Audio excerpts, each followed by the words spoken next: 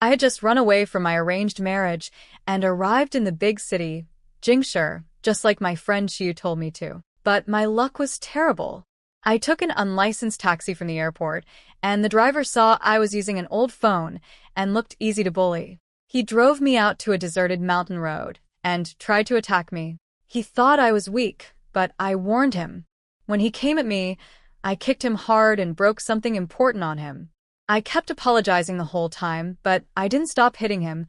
She always said you have to finish the job or there'll be trouble later. He went down and I ran. I ran through the summer night, crying the whole way.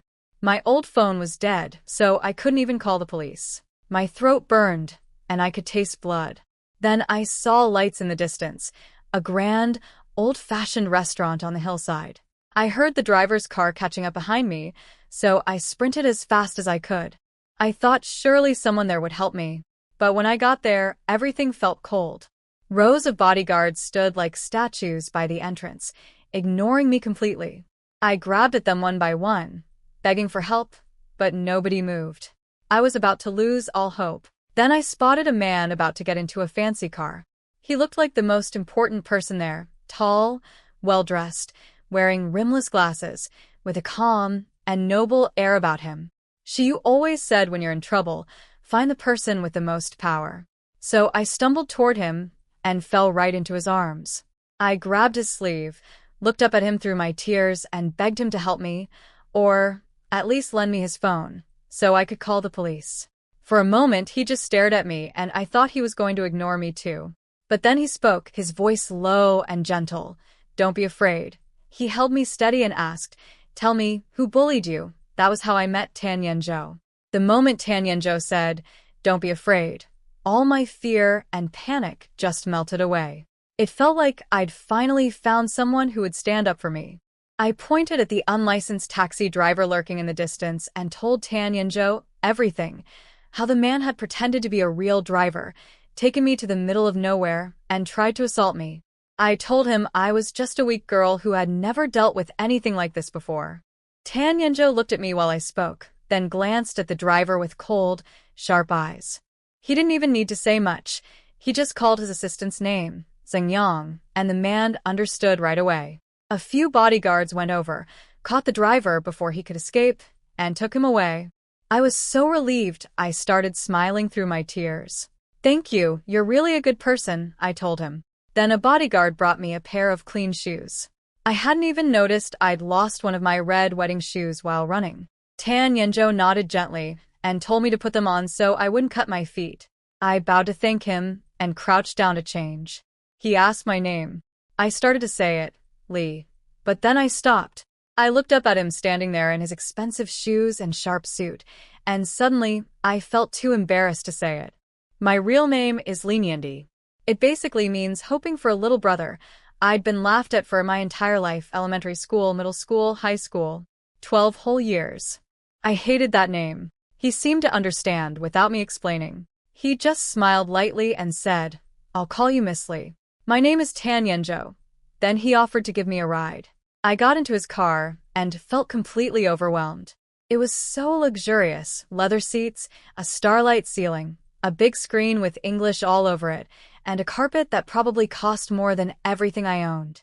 I felt the same way I had 2 hours earlier at the airport, standing there with my red plastic bag full of crumpled cash, my ID, and my old flip phone, staring at everything like I'd landed in a science fiction movie. He handed me a bottle of water. I took a careful sip at first, but I was so thirsty. I hadn't had a single drop of water since I ran away at 3 in the morning. I ended up drinking 3 bottles. I was embarrassed about it, but he just smiled and told me to take my time. He asked me questions, and I answered honestly. Yes, it was my first time in the capital. Yes, I was running from an arranged marriage. I'd just turned 20, and my family was forcing me to marry a boy I grew up with. I didn't want to, so I ran. He asked if I had anyone in the city. I told him my best friend Shi was studying here, but I couldn't go to her because the person my family wanted me to marry was her older brother, Tang Jiu. If Shi found out I ran away from marrying him, things would be awkward. I didn't know how to face her yet. So Tan Yanzhou had his driver take me to the city center. Before I got out, He handed me a black and gold business card and said with a smile, "If you ever run into trouble, call me." I took it carefully, thanked him, and waved goodbye from the sidewalk. He nodded, and the car window slid up. I watched the car drive away, feeling grateful and a little dazed by everything that had happened. I didn't know it then, but after I left, he told his assistant to put his arranged marriage talks with the Yang family on hold. 3 days after that night, I was cooking in my tiny rented room in the city village when I got a phone call. It was from the HR department of a fancy restaurant called Huairongxian. They told me I'd passed the first round and asked if I wanted to come for a second interview. I almost panicked. I hadn't confirmed the time, and there were only 30 minutes left before they'd automatically reject me. I apologized quickly and said yes, I could come anytime. They scheduled me for 2:30 that afternoon. After hanging up, I was so excited I practically danced around my little 15 square meter room. Living in the capital was expensive, just like she always said. After paying $850 a month for rent and buying a few basic things and some clothes, I barely had any money left. With only a high school diploma, finding a decent job here was almost impossible. Over the past 2 days, every place willing to hire me was either phone sales or shady live streaming work. The live stream recruiters looked at me like wolves eyeing meat, telling me I had the perfect body to just wiggle in front of a camera and make easy money. I hated that. I've always hated my body. All through school, people spread awful rumors about me because of my figure, calling me loose and saying terrible things. I didn't want any more of that. Then I'd stumbled across Huairongxian, which was hiring greeters. The pay was incredible, 9,000 yuan after tax during the trial period, with insurance, housing allowance, meal subsidies, and regular health checkups. Back home, I'd only made 1,200 a month doing odd jobs at a restaurant with no benefits at all. I couldn't pass this up. I ate quickly, showered, and put on my cleanest floral dress. Looking in the cracked mirror, I saw a girl with round bright eyes, a small teardrop mole near the corner of one eye, and pink-white skin. My curvy figure stretched the dress in a way I wished it wouldn't. I thought to myself, once I save enough money, I'll get reduction surgery so nobody can spread rumors about me anymore. Then my old phone rang with its loud ringtone. It was an unknown number from the capital. I picked up without thinking and heard a voice that made my blood run cold. Tang Jiu, the boy I grew up with, the one I ran away from marrying. His voice was desperate and obsessive. "Nian, where are you? I have to find you. Please stop hiding." I hung up immediately, my face white with fear. At 2:30, I arrived at Huairongxian for my interview. The restaurant was stunning. Only 3 locations in the whole country, members only, and every person inside looked polished and elegant. I felt so out of place, hunching my shoulders and picking at my fingers nervously in the corner. When the screen displayed my name for the interview, I wanted to disappear. Li Niandi, that embarrassing name, announced for everyone to hear. People looked at me, and I burned with shame. I hurried to the interview room with my head down. But then I heard some of the other candidates behind me say things like, "Oh my God, I love her figure. She's so stunning. And I'm so jealous of her body shape." I stopped for a moment, surprised. People actually admired my body? Maybe she was right. People in the big city really were more open-minded. I got the job. When they told me I was hired, I was so happy, I nearly fainted. At 20 years old, I had finally escaped the mountains, escaped a marriage I didn't want, and found my first real job in the city I'd dreamed about. I was so lost in my own happiness that I didn't even notice someone important passing by in the elevator across from us. But apparently, it was a Mr. Tan, a powerful and famous man in the capital. The greeter supervisor gave us all a stern warning, especially me, not to get any ideas about rich and powerful men. He said, "A sparrow can land on a branch, but it'll never become a phoenix. It'll only end up as a rich man's toy." I was confused at first. Why single me out? I wasn't thinking about any of that. Xiu had told me that powerful men in the capital have no hearts, and being a kept woman is no life at all. Besides, there was no way someone like me would ever get tangled up with someone powerful. Or so I thought. After my interview, I found out I got the job at Huairongxian. That same day, I stayed for the body measurements so they could make my work uniform. What I didn't know was that upstairs, in the top floor private room, Tan Yenzhou was meeting with his two close friends, Gao Yunhui, a quirky guy obsessed with fortune-telling and tarot, and Yi Liangwen, a loud and silly playboy type who was actually harmless. They'd been blowing up his phone for 3 days, so he finally came to see them. Apparently, while Tan Yenzhou sat there, Gao Yunhui did a fortune reading for him and was shocked. The reading said Tan Yenzhou had recently had a romantic encounter. His friends couldn't believe it. From what I later learned, Tan Yenzhou had never shown interest in any woman his whole life. He'd rejected every confession in school and spent all his time working or traveling after taking over his family's company. His friends had even nervously asked him once if he liked women at all. He'd calmly replied that his preferences were more normal than both of theirs. He denied the romantic encounter, but his friends noticed he went quiet for a moment. He left quickly, saying he had a meeting. On his way out, he told his assistant Xingyang to come find me. Meanwhile, after my measurements were done, I came out and waited quietly with the other new hires. Then the greeter supervisor, Supervisor Wang, called my name and told me to follow him. I didn't think anything of it and went along. But then he led me into an office and locked the door behind us. My heart jumped. I stepped back immediately. "Why did you lock the door?" I asked. He put on a friendly act, saying things like how it must be hard living alone in the big city, trying to get close to me. But I'd heard this kind of talk too many times back home.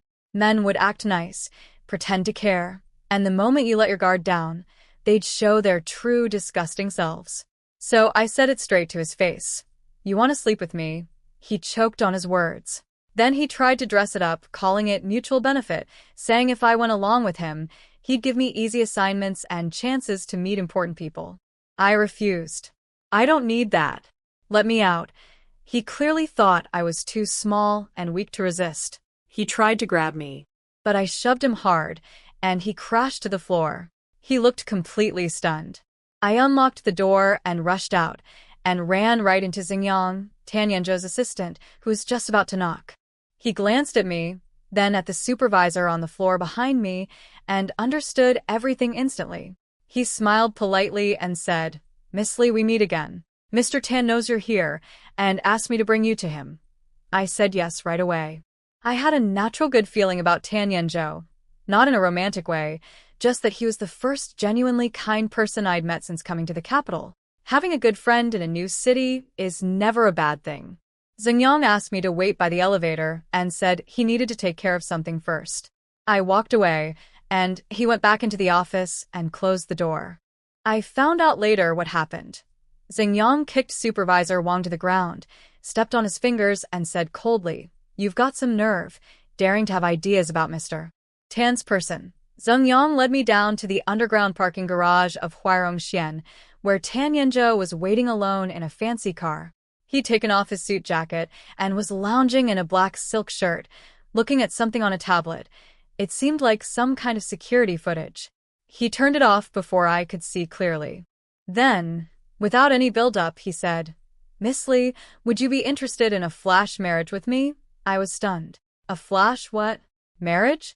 He explained that his family elders were pressuring him to marry a woman from another wealthy family, someone he'd known for years but had no romantic feelings for. He said it was making him miserable.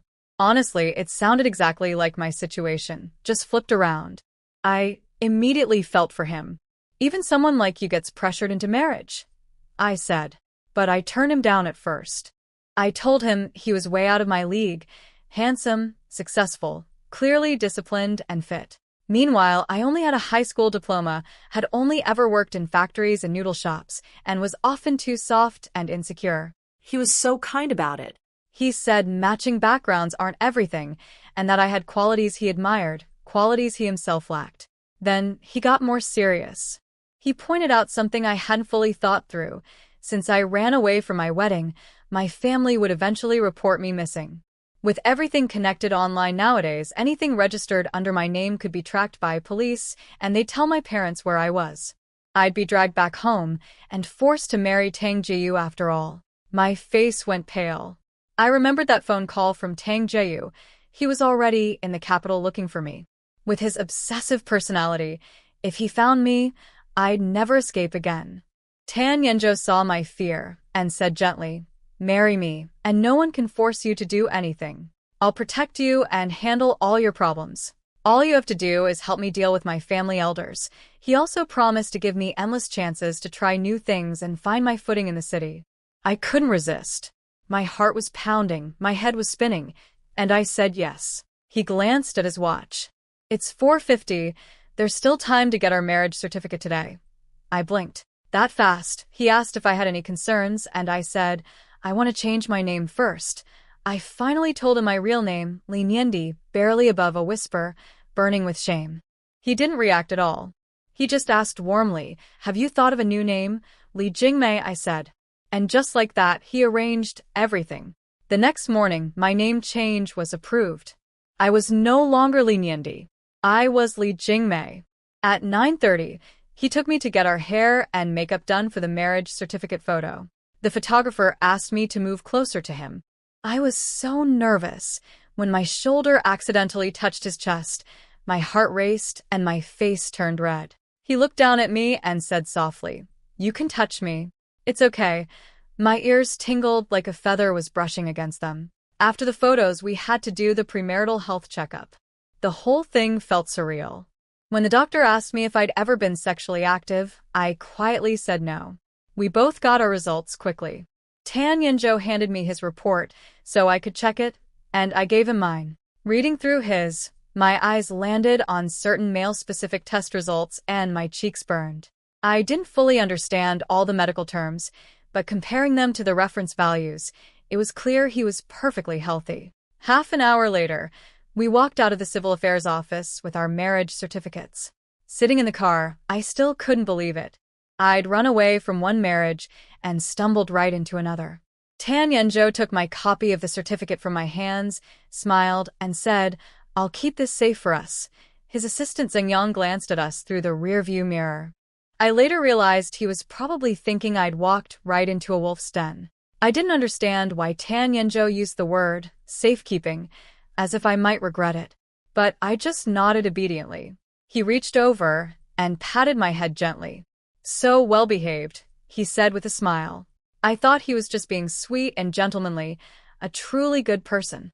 I smiled back at him, open and sincere, not seeing what was really behind his eyes. Then he brushed a strand of hair from my face, tucked it behind my ear, and said in that low, magnetic voice of his, "Since we're married now, we should live together. I'll have Xingyang pick up your things. Starting tonight, we officially move in together." That last sentence didn't sound like a suggestion. It sounded like a command. That same afternoon, Xingyang came with bodyguards and maids to help me move out of my tiny rental in the city village. The neighborhood was cramped and run down, low buildings crammed under power lines, laundry hanging everywhere, walls peeling and moldy. I told them the room was too small for everyone, that I could pack up myself. But Xingyang just smiled politely and said, "Ma'am, you don't need to trouble yourself with small things like this." He clapped his hands and 3 maids went inside to handle it. Then the landlord's son showed up and started yelling at me, saying he wouldn't refund a single cent of my remaining rent. I shrank back, but Xingyang stepped in front of me, shoved the man back, and told him to get lost. The bodyguards backed him up. Everything was handled for me, and I just stood there on the outdoor corridor, clutching my skirt, watching it all happen.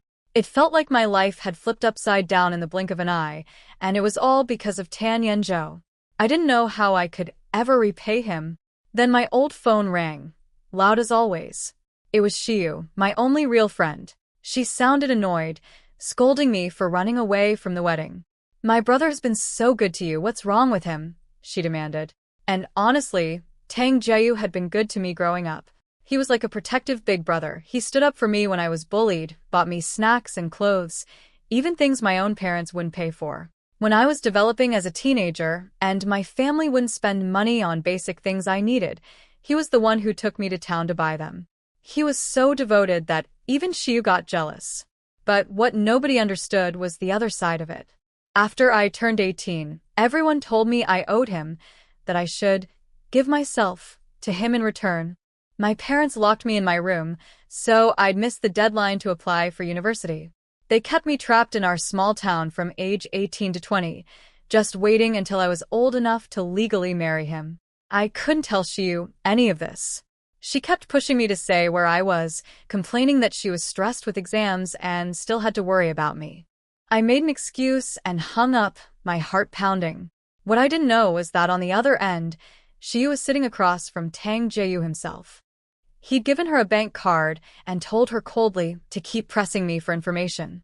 He was determined to find me, and Shiyu, with her designer bag and manicured nails, seemed almost amused by the whole situation, happy to play along. After everything at the rental was sorted out, we drove to my new home. I watched through the car window as the scenery changed, from cramped, shabby buildings to highways, then towering skyscrapers, and finally, the most glamorous part of the capital. I felt like a piece of drifting seaweed that had floated into a world where it didn't belong. The apartment was enormous, nearly 1,000 square meters, with stunning decor and maids working quietly everywhere. A kind-looking older woman named He Traolon introduced herself as the housekeeper and told me to call her Auntie Lon. I liked her immediately. Zhenyang explained that this was one of Tan Yenzhou's private homes, barely known to anyone. He said our marriage needed to stay secret for now, so the fewer people who knew, the better. I nodded seriously and promised I'd never cause trouble for Mr. Tan. Then came the gifts, a brand new phone, an iPad, and other expensive gadgets. Before I could process any of it, Zhenyang handed me a supplementary credit card and said I could spend freely. Finally, he asked me to sign a post-marriage agreement. I opened it, still dazed, and started reading through the terms.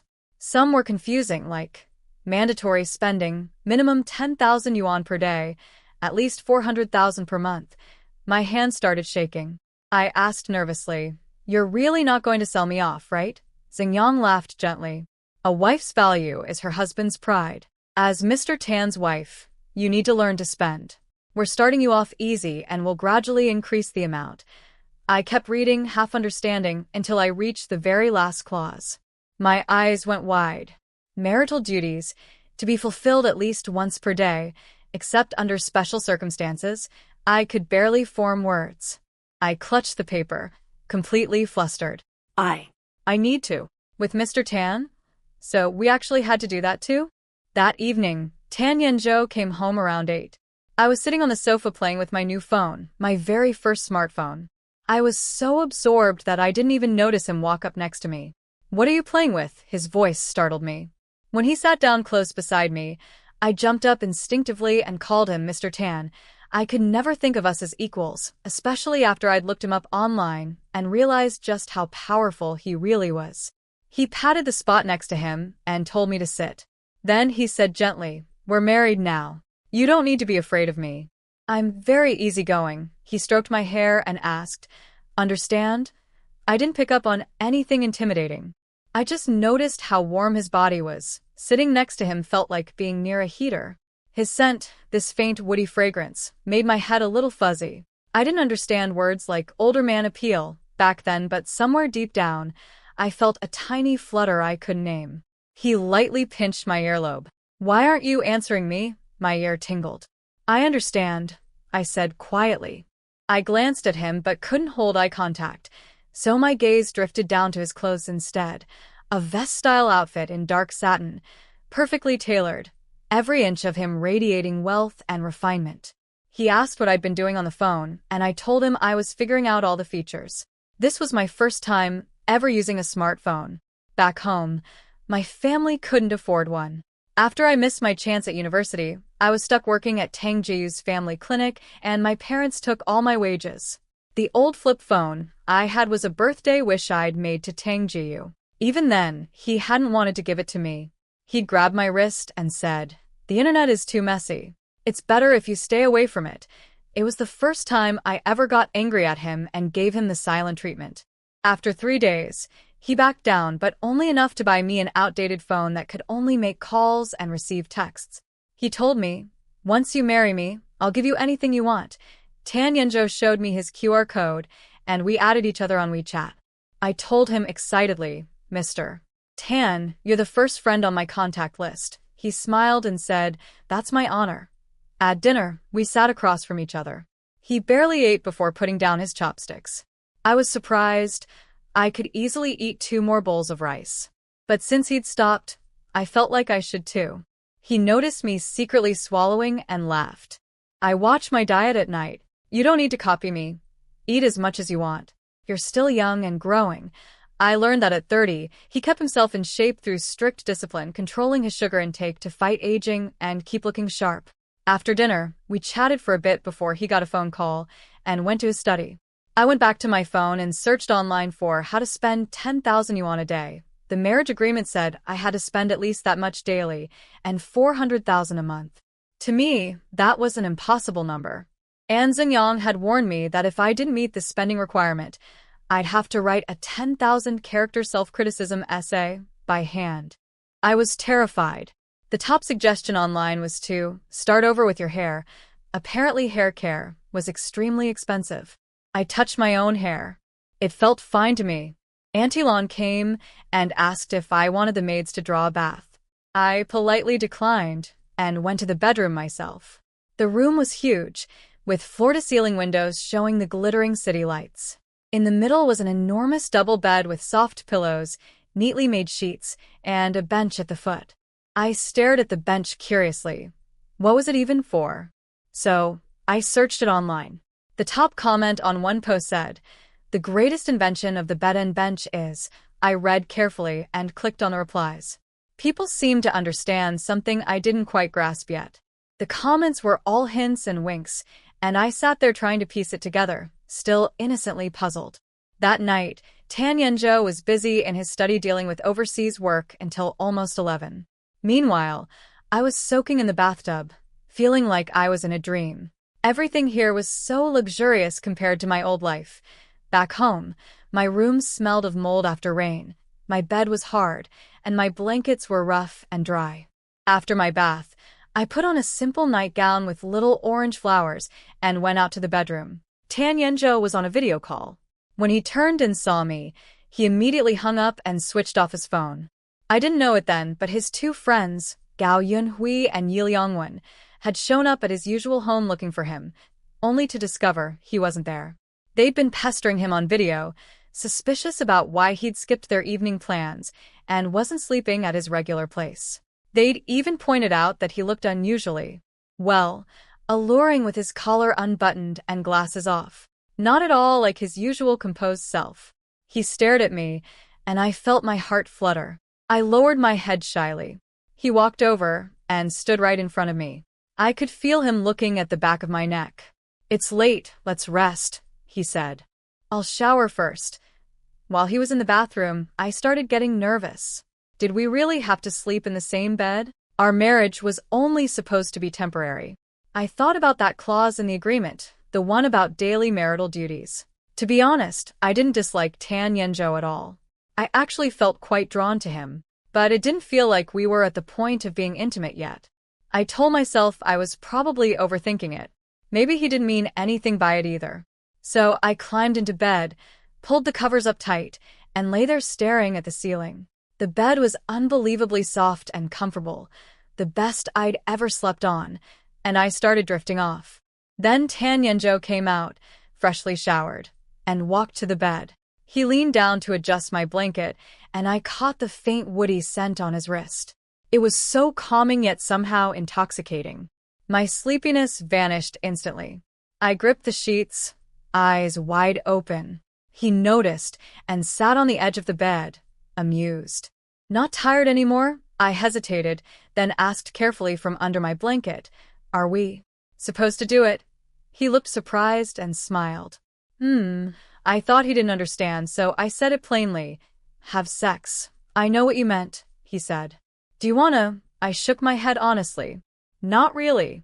But the agreement your assistant had me sign says we should, at least once a day." He was straightforward with me.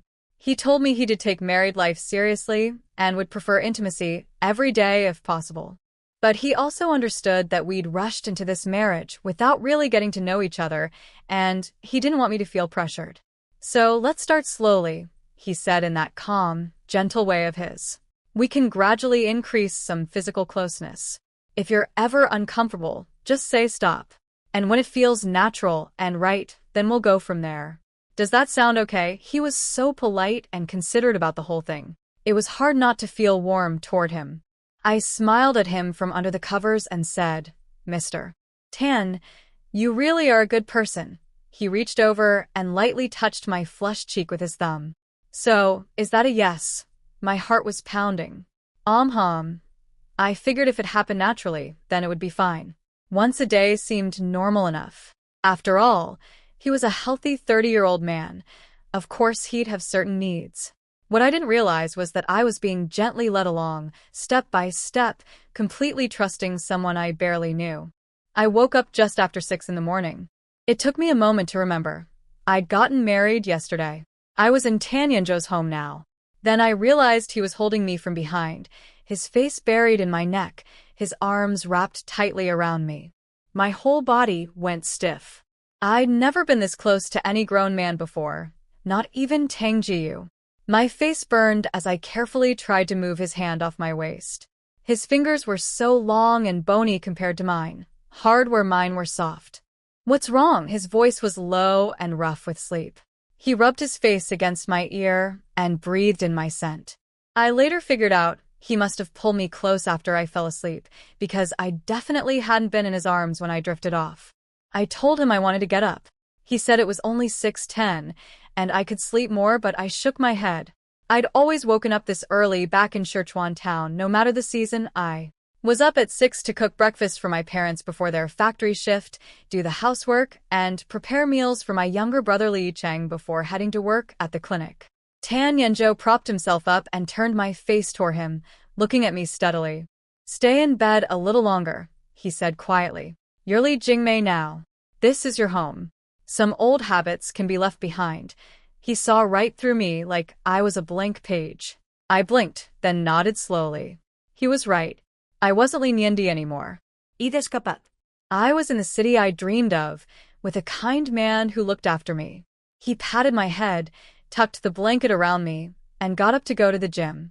After breakfast, he said goodbye and left for work. Zheng Yang had told me yesterday that he'd already quit my job at Huairong Xian on my behalf. My real job now was learning how to spend money, so I approached it like actual work. I walked into the closet, over 100 square meters, filled with beautiful dresses and outfits behind glass displays. I was overwhelmed. I finally picked a dark wine-red off-shoulder top and a puffy black skirt that fell just above my knees. Standing in front of the enormous mirror wall, I barely recognized myself. My old art teacher in high school once told me I had a figure blessed by heaven and that I should go to a big city where I could truly thrive. Auntie Lon smiled when she saw me and said I looked beautiful. I was embarrassed, tugging at my skirt. Really? She nodded warmly and told me I should show myself off confidently. Then she arranged a female driver, who also served as my bodyguard. By 9:30, I arrived at HSR, a high-end hair and scalp treatment salon in the capital's most expensive shopping district. It occupied an entire 4-story building. The minimum spending per visit was 8,000 yuan. This was my plan to start hitting my daily spending target, since people online said hair care was the best way to burn through money. The staff treated me like royalty: drinks, fruit platters, fancy pastries, even a little blanket for my legs while I waited. I thought to myself, so this is what money feels like. I wanted to earn lots of it someday and stay in this city forever. Then my blood ran cold. I heard a staff member cheerfully greet someone. Miss Tang, long time no see. You look even more beautiful. I peeked over and my face went white. It was Shiyu? Tang Shiyu, with her long wavy hair, heavy makeup, designer dress, and Chanel bag on her arm, looking every bit the rich city girl. She was asking for her usual specialist on the 4th floor. My heart was pounding. If she saw me, she'd tell Tang Jiyu exactly where I was, and he'd come for me immediately. I grabbed the brochure and held it in front of my face, trying to hide. I needed to leave, now. But just as I stood up, a consultant walked over with an iPad, saying she was ready to take me upstairs for my scalp test. I opened my mouth to say I had to go, but it was too late. Shiyu turned around at the staircase, one hand on the railing, looking down across the lobby, straight toward where I was sitting. Her eyes paused. I stood with my back to Shiyu, frozen. I could feel her eyes on me. That same intense gaze she'd always had. She used to stare at me like that when I got good grades, or when Tang Jaeyu was being nice to me, or when we bathed together, and she'd comment on my figure. But she was never mean about it. She was my best friend. When I couldn't go to university, she came home every holiday to visit me, always bringing treats from the capital: black sesame spread, fancy cheese, red bean pastries.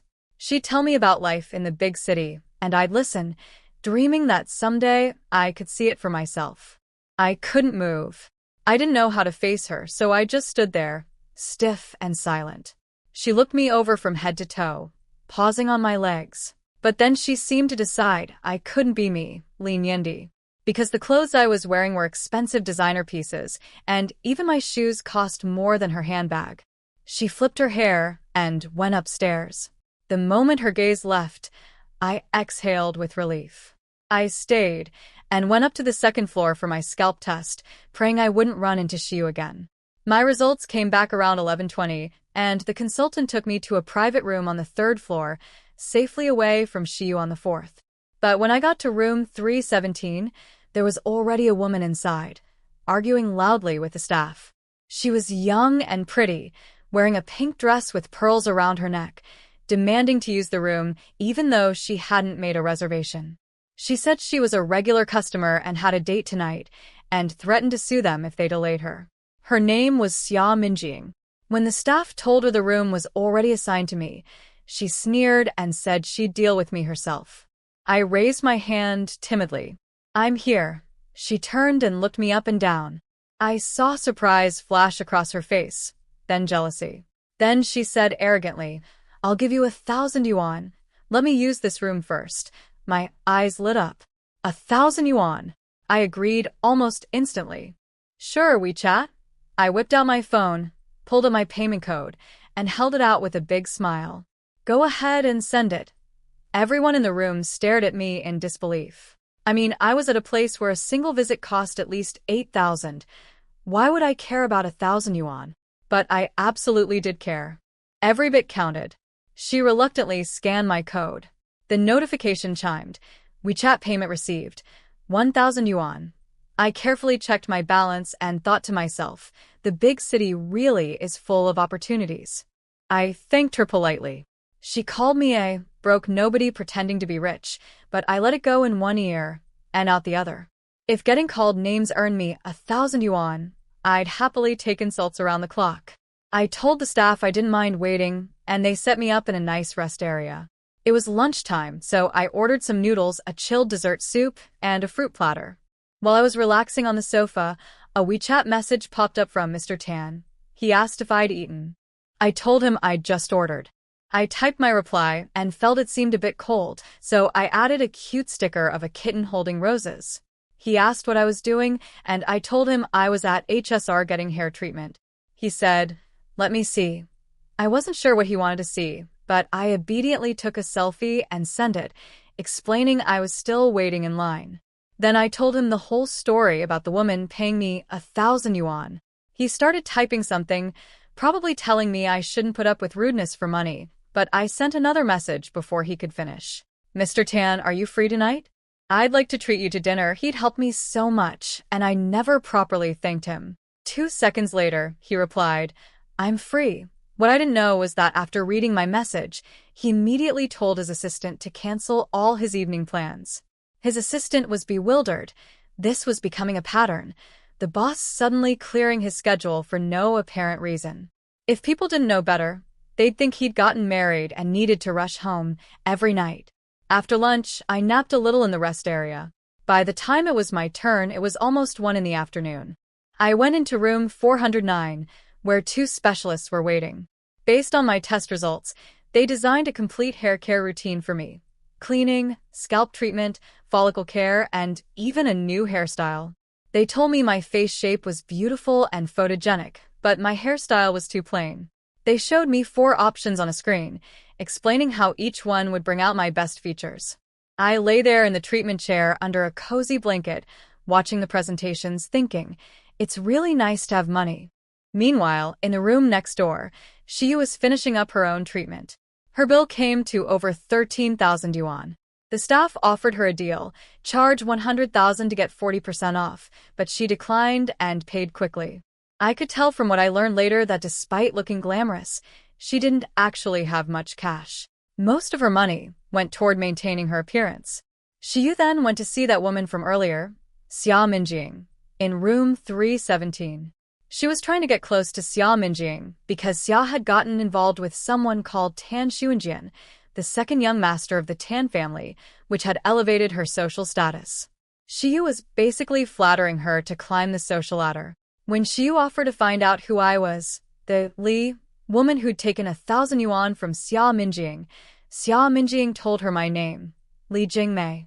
Shiyu searched her memory but didn't recognize it. She had no idea it was me. Then Xia Minjing's bill came, over 21,000 yuan. Shiyu, gritting her teeth, offered to pay for her and even charged the 100,000 yuan to the account, using money Tang Jiyu had given her to track me down. She'd failed to find me, and now the money was gone too. While all this was happening, I was peacefully watching movies on the screen during my treatment and picking out a restaurant for dinner with Tan Yanzhou. I sent him the address, and even though he didn't reply right away, I didn't mind. By 7:30 that evening, everything was done. The stylist had even given me light makeup. When I looked in the mirror, I barely recognized myself. My hair was now long, dark, and softly wavy, falling to my waist. The makeup was subtle but transformed my face, bright eyes, red lips, glowing skin. Combined with the designer outfit, I looked completely different, like someone who belonged in this world. I bought some products and had them delivered to the apartment, then saw my total bill, 47,581 yuan. They offered the same deal, charge 100,000 for a 40% discount. I did the math in my head. If I didn't take the deal, I'd hit my daily spending target for 3 days. But with the discount, charging 100,000 would cover almost a whole week's quota. So I handed over Tan Yanzhou's card and said, "Go ahead." The staff were stunned. I dropped 100,000 without blinking, yet earlier I'd happily taken 1,000 yuan from a stranger. I understood why that seemed strange, but money was money to me, no matter the amount. Down in the parking garage, I found Xingyang waiting. He told me Tan Yanzhou had come to pick me up for dinner. I got into the car and was struck by how handsome he looked, even more than usual, like he'd dressed up specially. I immediately told myself that was ridiculous. A man like him wouldn't do something like that for someone like me. "What's wrong? Is there something on my face?" he asked, smiling when he caught me staring. My face caught fire. "And no, I was just thinking you look really handsome," he laughed softly. "Flattering me, are you?" Then he lightly touched my cheek. "You put on makeup?" I nodded, feeling my face getting hotter and hotter, like a kettle about to boil. He asked to see my new hair. I was so flustered by his touch that I ducked my head forward, hiding my red face, showing him just the top of my head. It probably looked like I was a puppy asking to be petted. His large hand moved gently from the top of my head all the way down. "Good girl," he said, his voice low and warm. I felt dizzy and tingly all over. I was just a 20-year-old girl. How was I supposed to handle this kind of thing? I'd picked a Cantonese restaurant for dinner. I'd asked Xingyang beforehand about Tan Yanzhou's preferences. He liked quiet places and light flavors, so I researched carefully and reserved a private room. When we arrived, he saw right through my effort and smiled. "Very well done," he said. I loved being praised. Back home, people rarely complimented me. They preferred to make crude jokes about my body instead. During the meal, I leaned forward a bit to chat with him since I always speak softly. He noticed, got up, moved my bag to the other side of the table, and sat down right next to me instead. My heart started racing again. It always did when he got close. He helped me with food, poured my tea, and brushed my hair back when it fell forward while I ate. Everything he did was so natural and graceful. We talked easily, and I relaxed. When he mentioned taking me to Hong Kong someday to try authentic Cantonese food, I happily agreed. After dinner, we went home. Xingyang quietly told Tan Yanzhou that a call had come from the family estate. I quickly excused myself to the bedroom. I later learned his grandfather had called, furious that Tan Yenjo still refused to marry. The old man had been pushing for him to wed Yang Songi from a well-matched family, but Tan Yenjo flatly told him he wasn't getting married anytime soon. His grandfather was also frustrated with Tan Yenjo's younger brother, who apparently had too many girlfriends. "Nobody in this family gives me peace," the old man had yelled. Meanwhile, in the bedroom, Shiyu called me again. She rang over and over. I hadn't blocked her. I'd blocked my parents, my brother, and Tang Jiyu, but never my sister Zhaodi or Shiyu. My sister had secretly driven me to escape on a three-wheeled cart at 3 in the morning. And Shiyu, despite everything, was the only person who'd ever stood up for me at school. I finally picked up. Shiyu was impatient and sharp. She had somewhere important to be that night.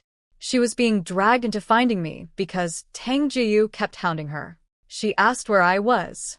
I told her I didn't want to see him and hung up. What I didn't know was that Shiyu immediately forwarded the recording of our call to Tang Jiyu, then went off to a fancy party where she was trying to network with wealthy socialites. Tang Jiyu listened to the recording, especially the part where I said, "I don't want to see him," and smashed his phone in rage. He stood by a hotel window, leaning on a cane because of his bad leg, staring at the city lights with those dark, unsettling eyes. He muttered to himself that he would find me and drag me back, that he loved me and would hold on to me until death. The thought of all this made me anxious. I didn't know how much longer I could hide. I was standing in the walk-in closet, lost in thought, when Tan Yenjo came up behind me and put his hands on my shoulders. "What are you thinking about?" he asked. I flinched at the warmth of his palms. I tried to step away, but he held me firmly. He turned me around and asked what happened. I told him about Shiyu's call, about seeing her at HSR today, about how scared I was of being found and dragged back. He held my shoulders steadily and said, "We're already married. Even if they find you, no one can force you to marry someone else. I'll arrange bodyguards for you. And whenever anything happens, call me. I told you. I'll protect you and handle everything." I nodded, twisting my fingers nervously, then looked up at him. He stared at me for a long moment, his gaze intense. Then suddenly, he tilted my chin up and leaned in close. My eyes went wide. I couldn't breathe. He got closer and closer. I could feel the heat of his breath, and just before his lips reached mine, I turned my head. His lips grazed my cheek and stopped near my ear. In the mirror behind us, I could see our reflection, his broad frame bending over me, my body almost entirely hidden against his, only my bare legs visible below my skirt. I couldn't move. I didn't know how to push him away. All I could manage was a trembling whisper. "Mr. Tan, please don't." My voice came out small, helpless, almost like an invitation despite my words. I felt his whole body tense in response. I fled into the bathroom, my heart still racing. Looking at myself in the mirror, face flushed bright red, I kept replaying what had just happened. Tan Yenjo had tried to kiss me. I wasn't repulsed or anything. I was just really, really shy. I splashed cold water on my face, trying to cool down. When I finally came out 40 minutes later in a silky apricot nightgown, I peeked around the bedroom nervously. Thankfully, he wasn't there yet.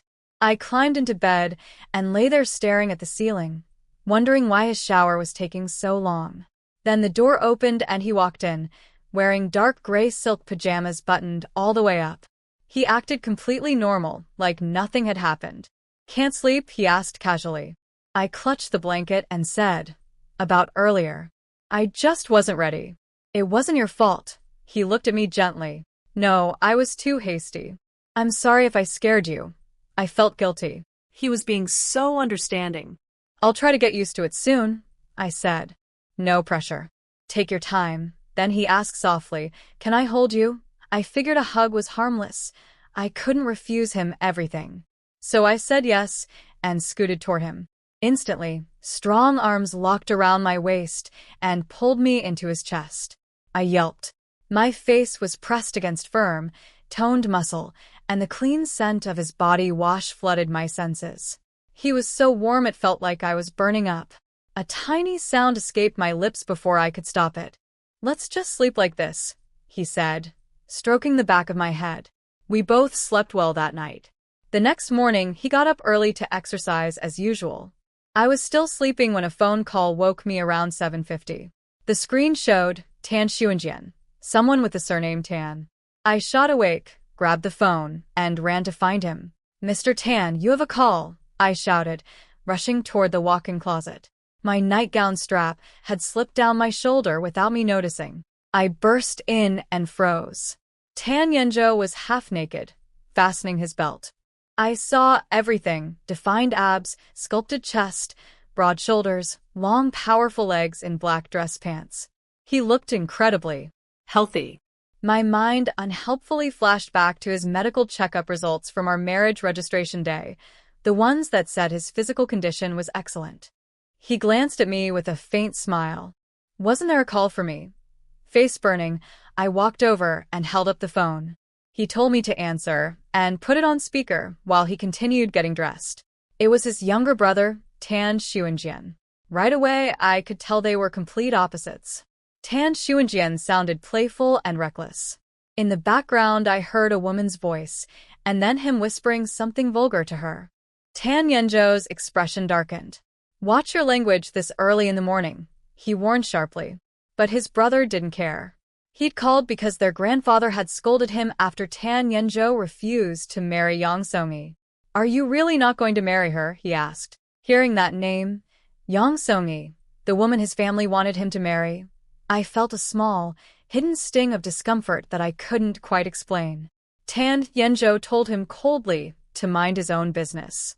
Then, through the speaker, I heard kissing sounds and realized there were two women with his brother. Two. Tan Yenzhou's face went dark. "Disgraceful," he snapped and hung up. He turned to me and said firmly, "That's my no-good younger brother." "But I'm nothing like him." I nodded vigorously. "I believe you, Mr. Tan. I truly did. I was sure that, even in bed, he'd be a perfect gentleman, nothing like his brother, who said those shocking things." He patted my head. "Good girl." Then, fully dressed in a sharp suit and looking impossibly handsome, he said, "After Friday, keep a few days free for me." "HM? For what?" He lightly tapped my nose and smiled. "I'm taking you abroad to have our wedding rings custom-made. After charging 100,000 yuan at HSR, I didn't have to worry about spending for a whole week. So I spent the next few days exploring the capital with the 4 female bodyguards Auntie Lon assigned to me. When she first introduced them, I thought it was a bit much for women, all over 180 centimeters tall, muscular, dressed casually to blend in. She told me they were international mercenaries with combat and surveillance training. That felt wildly excessive, but I couldn't exactly argue. I had the best few days of my life. I went to the National Museum, the aquarium, botanical gardens, exhibition halls, everything I'd never seen or done before. I left early every morning and came home so tired each night that I'd shower and collapse into bed.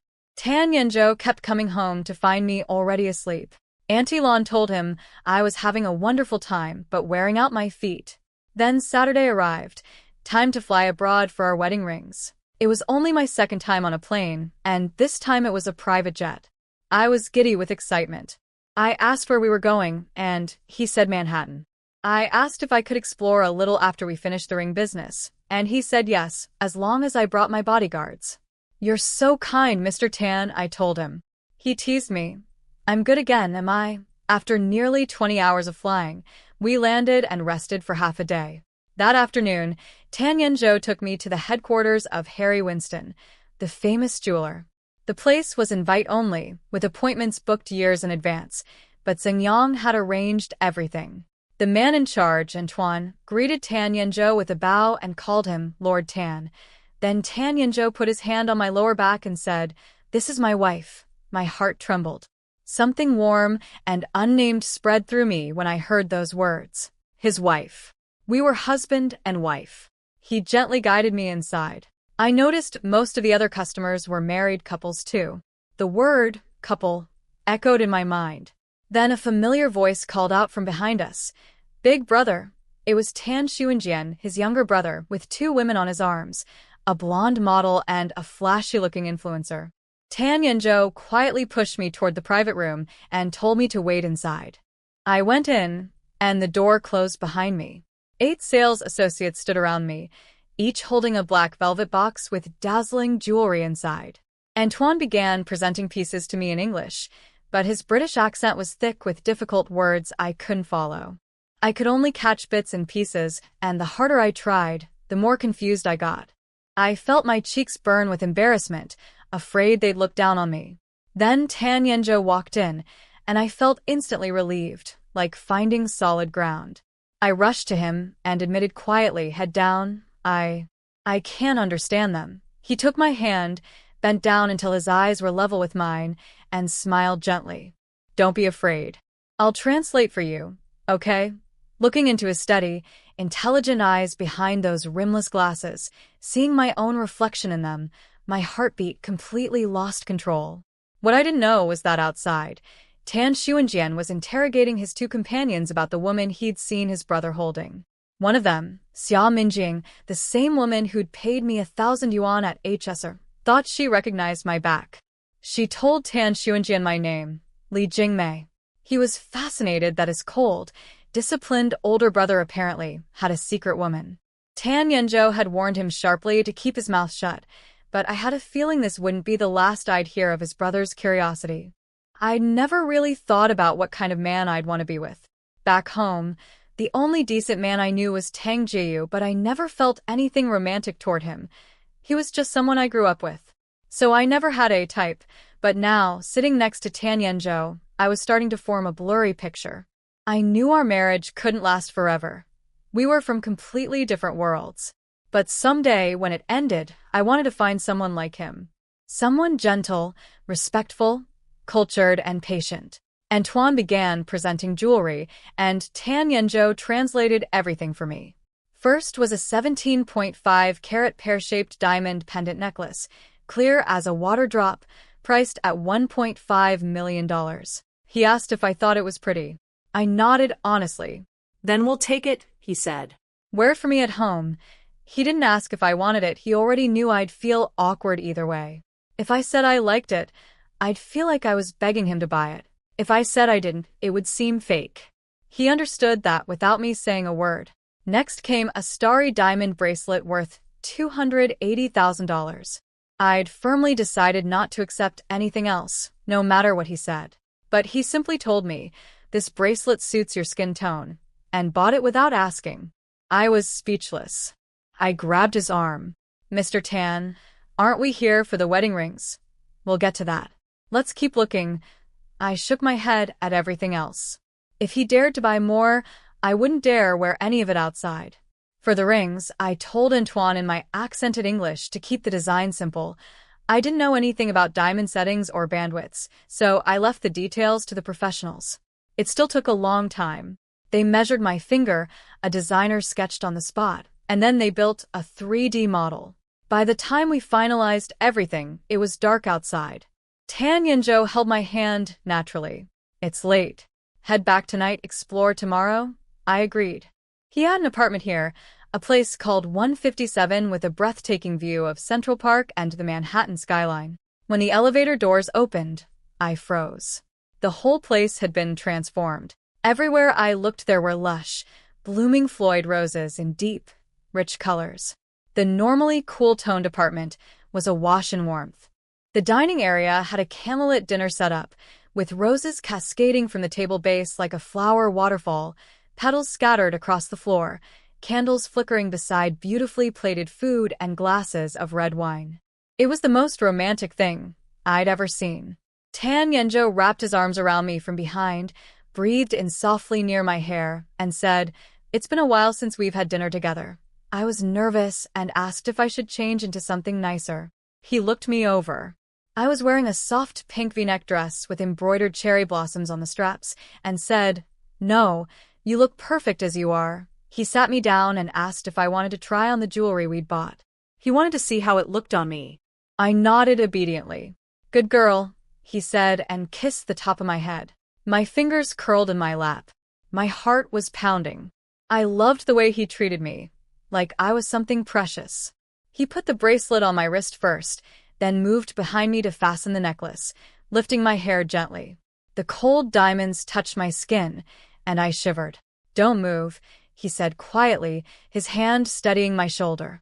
Then he said, "Besides these gifts, there's one more thing." "What is it?" I turned around and looked up. In his hand was a red velvet box, and inside sat a blue diamond so brilliant it looked like a pigeon's egg, radiating light unlike anything I'd ever seen. It was far more extraordinary than the bracelet or necklace. "This is the real wedding ring I'm giving you," he said. I didn't know it then, but that diamond had a 350-year history. It had been a Spanish princess's engagement gift, set into a Bavarian crown, kept in royal vaults for a century, then auctioned at Christie's for a record price.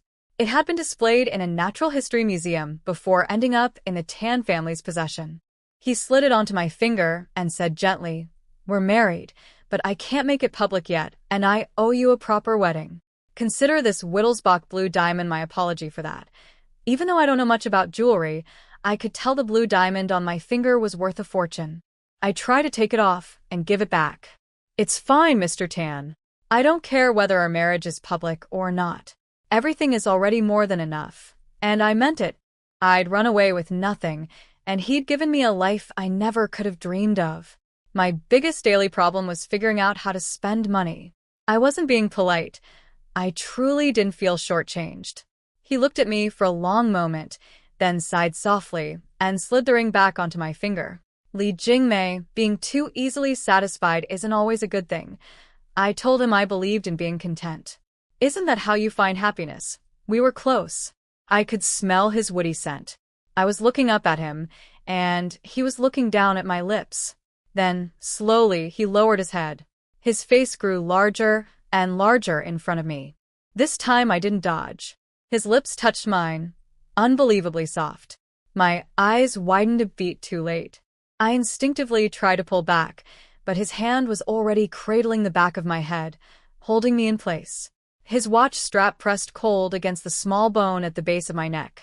He pulled back just enough to whisper, "Are you ready this time?" My face flushed. I didn't know what to say. Before I could answer, he kissed me again. Deeper this time, one hand behind my head, the other gripping the armrest as he leaned over me. He was so tall that the angle alone felt overwhelming.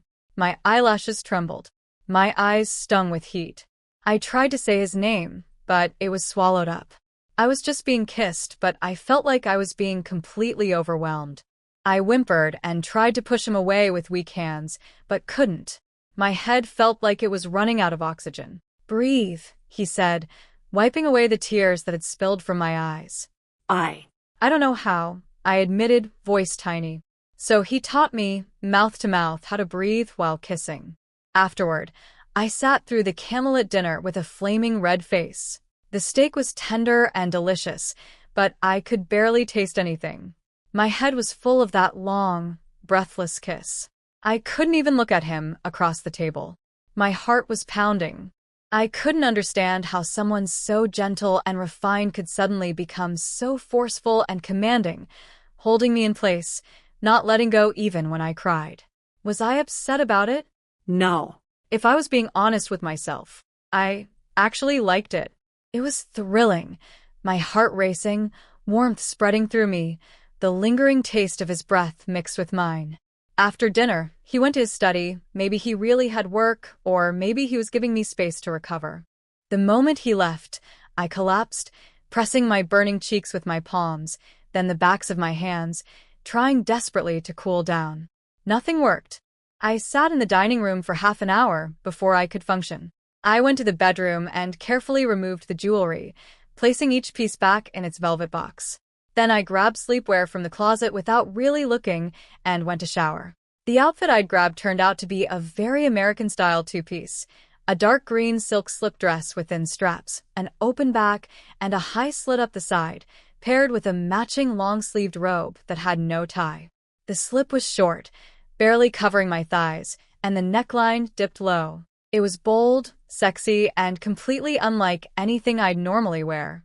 I hurried out of the bathroom, tugging at the hem, planning to rush to the closet and change into something less revealing. But then I heard his voice. "What are you doing?" I froze, clutching my skirt, and looked up. Tan Yinzhou had come back to get his own sleepwear. His eyes swept over me, my damp black hair falling to my waist, the short silk dress, the bare legs, the exposed skin. I panicked and threw on the robe, stammering, and nothing. I tried to bolt for the closet, but he caught my arm and pulled me into his chest. His large hand landed on my lower back, dangerously close to my hips. "Where are you running? Am I not allowed to look?" That night in Manhattan, I lay in bed still wide awake. Tan Yunjo asked if I was sleepy. I shook my head. The 12-hour time difference had me completely alert. He told me we'd stay for 3 days total, and I could spend 2 of them exploring. Then, out of nowhere, he said, "Let's kiss then." Before I could react, he pressed my shoulders down, his tall frame casting a shadow over me completely. His lips found mine, and he slipped off my green robe. One hand cradled the back of my neck, the other held my waist as he laid me flat. Between kisses, his voice came out rough. "Take my glasses off for me." That night, under the excuse of just kissing, he took quite a few liberties. I remember his large hands and the low, husky sounds he made, incredibly attractive. By morning, there was a faint mark on my chest where he'd bitten me. He was gone when I woke up, so I spent the next 2 days exploring Manhattan with 2 bodyguards, museums, Broadway, Times Square, which was honestly a bit dirty, and Wall Street, which smelled like smoke and something herbal. The police presence kept things safe enough. 3 days later, we flew home. I was so exhausted from all the walking that I fell asleep on the plane and didn't wake up for nearly 20 hours, right as we landed. Back at the apartment, I was full of energy after dinner and started thinking about my next spending project. Hair care was done. The closet was already overflowing with designer clothes. Then I found it online, cosmetic procedures. I looked in the mirror, then down at my chest. The thought crept back, maybe I should get breast reduction surgery. Back home, my body had been the source of so much harassment and cruel rumors. I'd promised myself that once I had money, I'd fix it. I was discussing it with Auntie Lon when she told me kindly, "That's their problem, not yours. Now that you're married to Mr. Tan, no one would dare say a word about you. Not unless they want to face his legal team." I didn't mention that our marriage wouldn't last forever. Then Tan Yunjo came home. He walked over, leaned across the sofa, wrapped his arm around my shoulder, and kissed my cheek casually, like it was the most natural thing in the world. "What were you two chatting about?" he asked, his hand still resting on my shoulder. I was flustered, especially with the maids around. "Just casual stuff," I said vaguely. I couldn't tell him about the surgery idea. His voice stayed calm, but something in it felt pointed. So my wife has little secrets from me now. I didn't pick up on the possessiveness. I just excused myself to go shower. After I came out, a maid knocked and told me Mr. Tan wanted me in his study. I went over, knocked twice, and slipped inside. He was sitting behind his desk, looking serious. "Come here," he said. I stood in front of the desk. He told me to come closer. I shuffled to his side. Then he slid his chair back, grabbed my wrist, and pulled me onto his lap. I yelped his name and tried to jump up, but his hand pressed firmly on my waist. "Sit still. Don't move," he said, his voice low and commanding. I froze. His arms circled my waist, his chin rested on my shoulder, and with his free hand, he clicked through something on his laptop screen. "These 2 hospitals have the top-rated plastic surgery departments for breast procedures. Very safe, very reputable. Which one do you prefer?" He'd already found out about the surgery. Auntie Lon must have told him. I was pressed so close against him that I had to lean forward and brace myself on the desk edge. My ears were burning. I stammered, Mr. Tan, do we really have to talk like this?" I was sitting on Tan Yunjo's lap in his study, facing his laptop, my face burning. He held me against his chest, his arm around my waist, completely unbothered. When I complained that he was pressing on me, he just chuckled, called me delicate, and pulled me back to lean against him more comfortably. Then he showed me the 2 hospitals he'd already researched for breast reduction surgery. My heart softened. He'd found out from Auntie Lon and immediately started solving the problem for me. I asked quietly, "You already know?" He sounded slightly annoyed, not at me, but that I hadn't told him myself. "What kinds of things are you willing to tell me?" he asked. "Only serious, formal matters? Li Jingmei, don't hide things from me. We're married." We're husband and wife, the closest people to each other. As your husband, I have the right and responsibility to know what's going on with you. He pinched my ear gently. Understand? I said yes in a small voice. Then, instead of just booking the surgery, he did something I didn't expect. He asked me questions. First, during your development, did your body ever feel like a burden? Did it cause you physical discomfort? I thought carefully and shook my head. No, physically, I was fine. Second, do you ever want to go back to your hometown? Never, I blurted out. I would stay in the capital no matter what. Even if we divorced, even if life got hard. Third, if there's nothing medically wrong, are you really willing to go through the pain of surgery? You're not scared. I shook my head quickly. I'm terrified of pain. Fourth, do you actually like your body? Or, do you think it's ugly? I squirmed. Privately. I actually do like it, I admitted. He held me and sighed. You see? You're afraid of pain. Your body never caused you problems. You're never going back to that place. And you like yourself the way you are. So, why would you punish your present self for things that happened in the past? You care too much about the opinions of people who don't matter. They didn't deserve your attention then, and they certainly don't now. Then his voice changed. It became calm but fierce, almost frightening. You are the wife of Tan Yenjo. You have every right to stand your ground against anyone. If someone makes you unhappy, make sure they never have a good day again. Money, power, and status can crush insignificant people like ants. And those people from your past? They are ants. For the first time, I saw something beneath his gentle surface, a cold, ruthless arrogance that belonged to someone born into power. It clashed with the warm, polite man I knew, yet somehow the two sides fit together perfectly. Because no matter how intimidating he could be to others, he was always gentle with me. He kissed my lips softly and said, "You don't have to be so obedient all the time. You can be bold and fierce. I'll always have your back." I decided right then. I won't do the surgery. I really was afraid of pain. And he was right, I shouldn't change myself because of other people. Good, he said. Change for yourself, never for others. Otherwise you'll lose who you are. Then I worked up the courage to ask about something else that had been stressing me out. The mandatory spending requirement. Do I really have to spend that much? I can't figure out how. Can you please cancel the handwritten essay punishment? No, I panicked.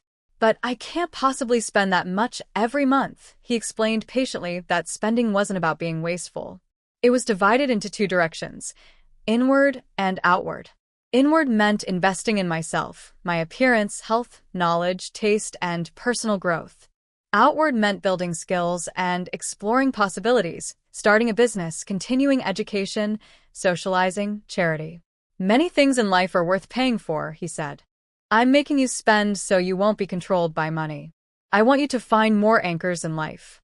The more anchors you have, the stronger your foundation, and the better you'll become. Nobody had ever spoken to me like this. Growing up, everyone just told me I was pretty enough to marry well, and that nothing else mattered. Even Tang Jae, when he found out I'd scored 542 on my college entrance exam, 26 points above the top-tier cutoff, his first reaction wasn't happiness. His face went dark. My eyes stung. Before I knew it, I'd thrown my arms around Tan Yenjo's neck and buried my face against him. "Mr. Tan," I said, my voice muffled, "I'm suddenly so jealous of your brother and sister. Having a big brother like you, guiding them, solving everything for them. That must be so wonderful." He tightened his arms around me and laughed softly. "If those two were half as well-behaved as you, my life would be much easier." He told me he also had a younger sister named Tan Reich and promised to introduce us when the time was right. I rested my head on his shoulder, feeling a bittersweet ache. I'd met him too late. Other people got to grow up beside him. "Don't be envious," he said. "I'm their brother, but I'm your husband." Then he stood up, one hand under me and one on my back, carrying me like a child. I clutched his shirt, embarrassed. "Put me down, please." "What if the maids see?" He raised an eyebrow. "I'm carrying my own wife to bed." "Why would I care who sees?" After Tan Yenjo's talk about spending with purpose, everything clicked. I stopped treating the daily spending requirement as a chore and started genuinely investing in experiences and self-improvement. The next morning, after breakfast with Tan Yenjo, I went upstairs to change. In the mirror, I noticed the faint kiss marks on my side and finger-shaped marks on my thigh from the night before, pale pink and subtle. I pulled on a sky blue off-shoulder dress and headed out with my bodyguards. Today's plan: my first ever manicure at the best nail salon in the capital. When I arrived at the 17th floor, though, the entire place had been booked out by someone. The staff apologized and said they couldn't take any customers. Just as the elevator arrived to take me back down, a striking woman walked out. She was about my age, wearing a black crop top and loose jeans, with wine-red wavy hair and big sunglasses. She radiated a cool, unapproachable confidence. The staff rushed to greet her. "Miss Tan, you're here, Miss Tan." My radar went off instantly. Anyone connected to Mr. Tan caught my attention. She paused in front of me, lowered her sunglasses, and looked me up and down. Then she pointed at Ding Yi, my bodyguard, and asked in a slightly haughty tone, "That bodyguard of yours is impressive. Where did you hire her?" I noticed her eyes looked a lot like Tan Yenjo's. This had to be his sister, Tan Reich. "I'm not sure," I said softly. "My family arranged it." I got into the elevator and left. What I didn't know was that Tan Reich had actually tried to hire Ding Yi herself weeks ago, but her older brother had snatched Ding Yi first. Now seeing that same bodyguard protecting some young woman, her curiosity exploded.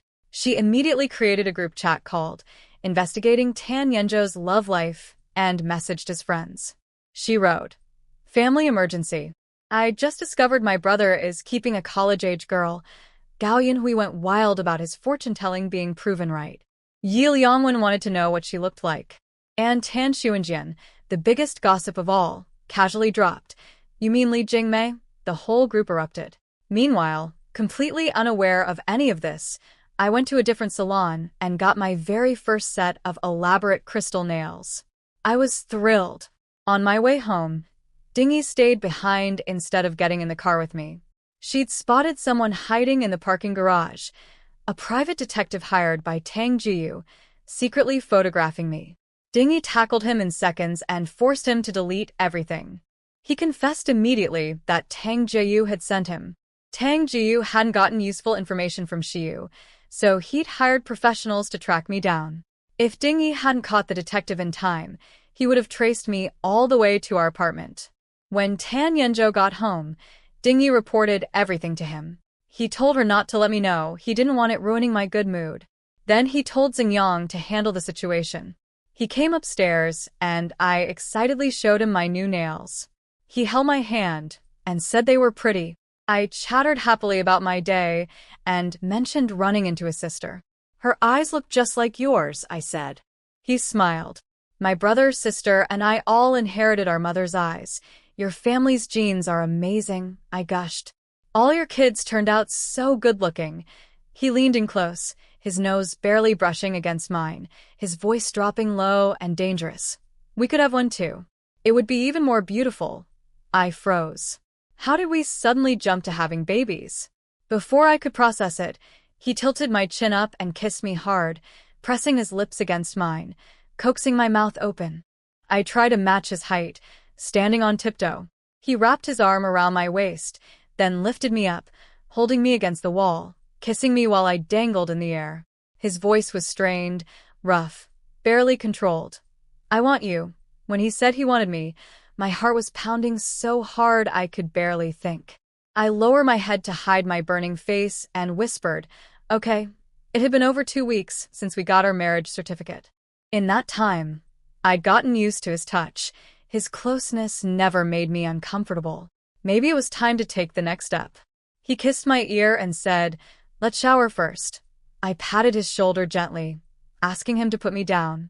But he said, "Together. It's faster." My eyes went wide. "Together?" He kissed me again and carried me into the bathroom.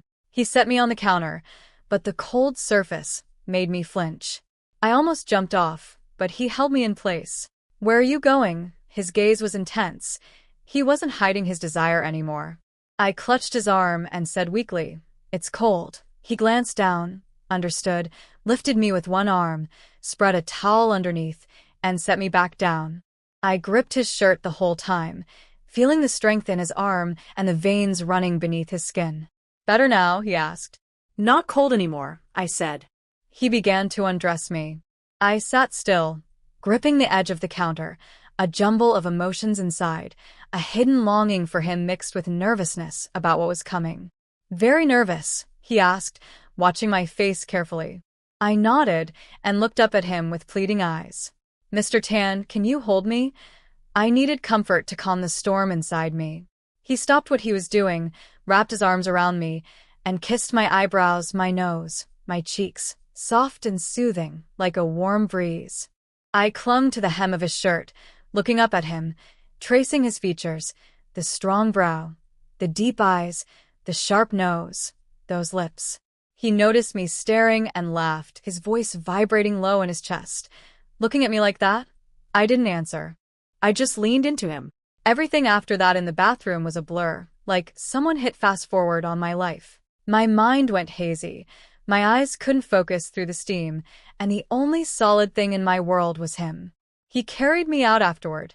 I clung to his neck like a koala, my new crystal nails digging into the hard muscles of his back. We fell into the soft bed together.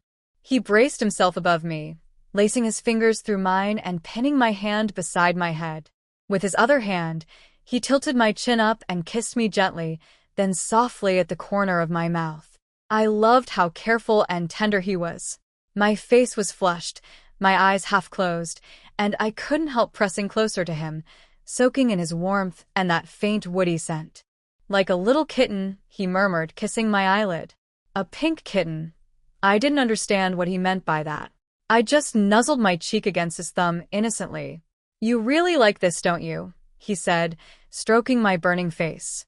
I nodded, my voice barely a whisper. I like it. Good girl, he said.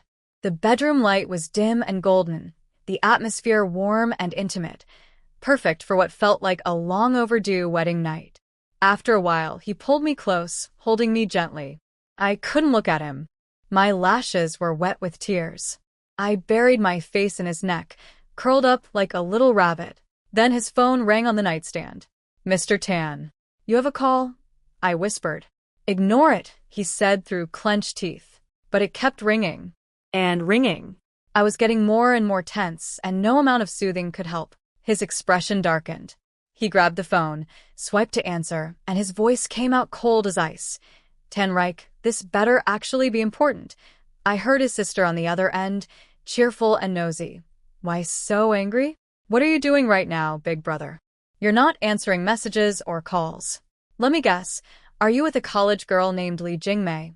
Apparently, she and Tan Xuanjian, along with Gao Yunhui and Yi Liangwen, had been piecing together clues in their group chat all day.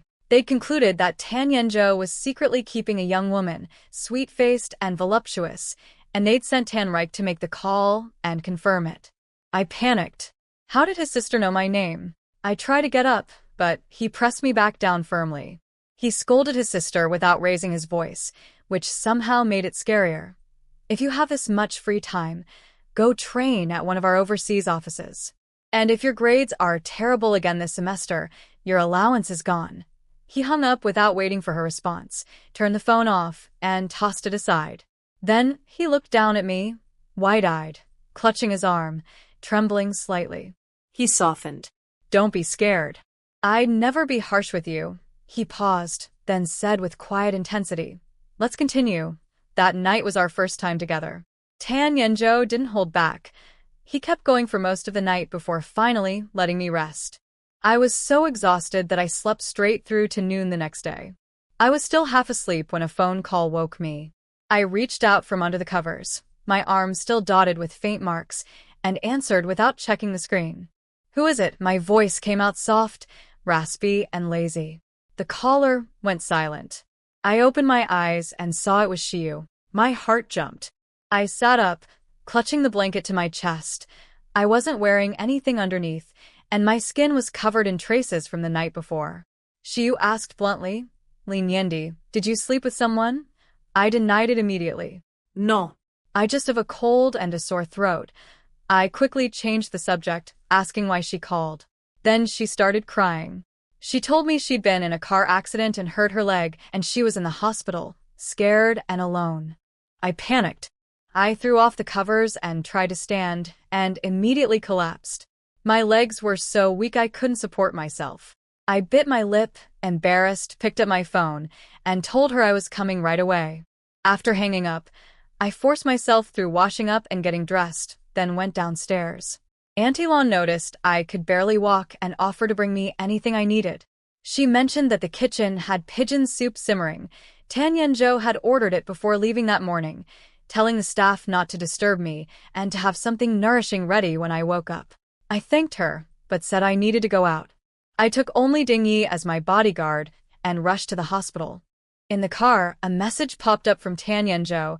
You can barely walk and you're already running around. My face burned. Foggy, chaotic memories from the night before flooded back. What I didn't know was everything happening behind the scenes. Tan Yenjo's sister, Tan Reich, was furious after being hung up on. She'd thrown apples at his 3 friends, Yi Liangwen, Gao Yunhui, and Tan Xuanjian, for making her be the one to call. Her monthly allowance of 3 million yuan was probably getting cut because of her bad grades, and now her brother was angrier than she'd ever seen him. Tan Xuanjian had casually guessed what we'd been doing when she called, saying he recognized the signs from personal experience. His sister told him he'd die at the hands of a woman someday. He just laughed and said that sounded romantic. The other person having a terrible night was Tang Jiyu. Every private detective agency he contacted refused his case the moment they heard my name. Someone powerful had shut them all down. He realized I must have found a protector, someone with serious influence.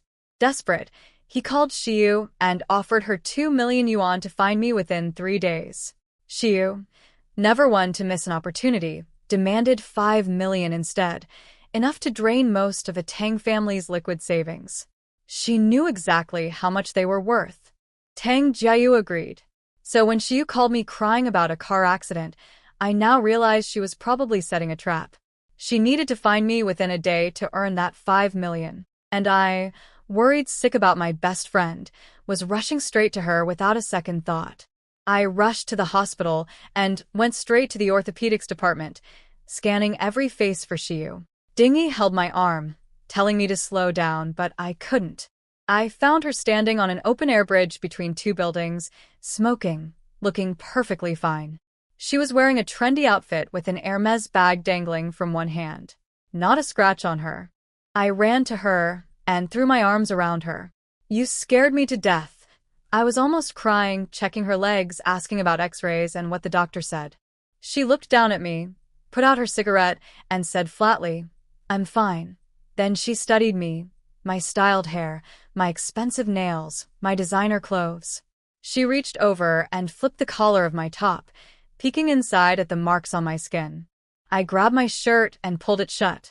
She smiled in a way that felt strange. Li Niandi, you've gone bad. Coming to the capital and latching on to rich men.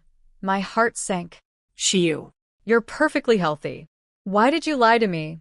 She poked my shoulder and said it was the only way to get me to come see her. She said she was angry that I'd been avoiding her and demanded I make it up to her. I held her hand gently, like we used to do in school, and told her softly that I was afraid she'd tell Tang Jiyu where I was. I didn't love him. I didn't want to go back. Then Dingy said sharply, Ma'am, someone's coming, and she said almost at the same time, Too late. I turned around and felt my blood go cold. Both ends of the bridge were blocked by bodyguards, and there, walking toward me with a cane, limping slightly, was Tang Jiyu. Nian Yen, long time no see. You've really made me search for you. His face was pale and eerie in the sunlight, handsome but lifeless, like something cold and dangerous. Shiyu had set me up. She'd called me to this exact spot so Tang Jiyu could corner me. Looking between the two of them, I felt betrayed, but somehow not surprised. Shiyu, I whispered. She stared at me and said, Why can't you just settle down and live a good life with my brother? Why aren't you grateful? She genuinely believed I was lucky, that marrying into the wealthiest family in our town meant I'd never have to struggle. To her, love didn't matter. Money did. Tang Jiyu ordered me to come to him. I shook my head firmly. I'm not going back. I hated everything about that place. the gossip, the crude men, the gray, hopeless sky. He got furious, asking if I really thought I could stay in the capital forever, mocking my short skirt, my bare legs, my flashy nails. For once, I pushed back. What's wrong with how I look?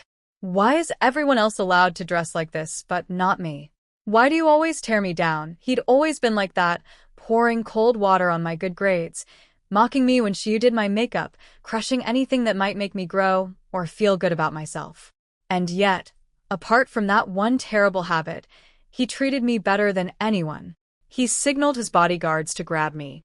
Dingy stepped in front of me and said coldly, "Are you sure you want to go against the Tan family of the capital?" That stopped everyone, except Tang Jiu. He shouted at them to take me anyway. Then something unexpected happened. Shiyu switched sides. The moment she heard Tan family, her whole calculation changed. She threw herself between us, shielding me, and screamed at Tang Jiu to let me go. She signaled Dingyi to get me out of there, and when the bodyguards hesitated, she swung her Hermes bag at them. She wrestled with Tang Jiu, yelling in his face until he reluctantly let me leave. But the second I was gone, he grabbed her throat. "You'd better explain yourself." She was breathless but excited. "That's the Tan family. They could crush us with a finger. If Li Niandi is connected to them, do you really think you can fight that?" Her plan was simple and ruthless. She'd use me to get close to the Tan family circle. Once she replaced me, I'd lose my protector, and Tang Jiu could take me back. She was laughing and crying at the same time as she ran after my car, but I was already driving away. Through the window, our eyes met for a silent moment. I looked away first, staring down at my hands. I knew now. Shiyu had sold me out for 5 million yuan. Then she'd changed sides the instant she realized the Tan family was involved. Not to protect me, but to protect her own ambitions. My phone buzzed.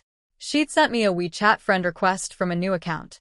Meanwhile, outside the hospital, Shiyu ran into Xia Minjing, who was showing off a Himalayan Birkin bag and bragging about Tan Xuanjian, how he'd asked her to get an IUD, how she was the only woman in his life.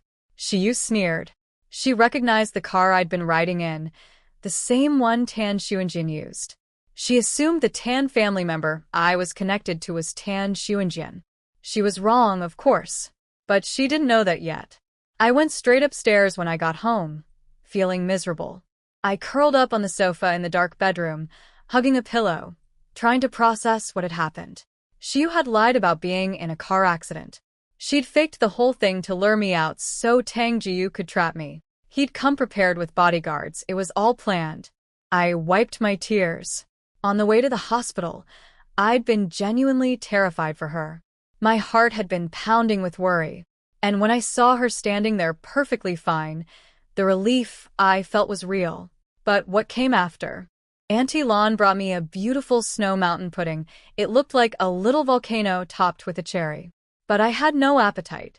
She could see I didn't want to talk, so she quietly left. I picked up my phone, wanting to talk to someone, but I realized I had no one. Shiyu was my only close friend. Should I call Tan Yenzhou? No, he was too busy. I couldn't bother him with this.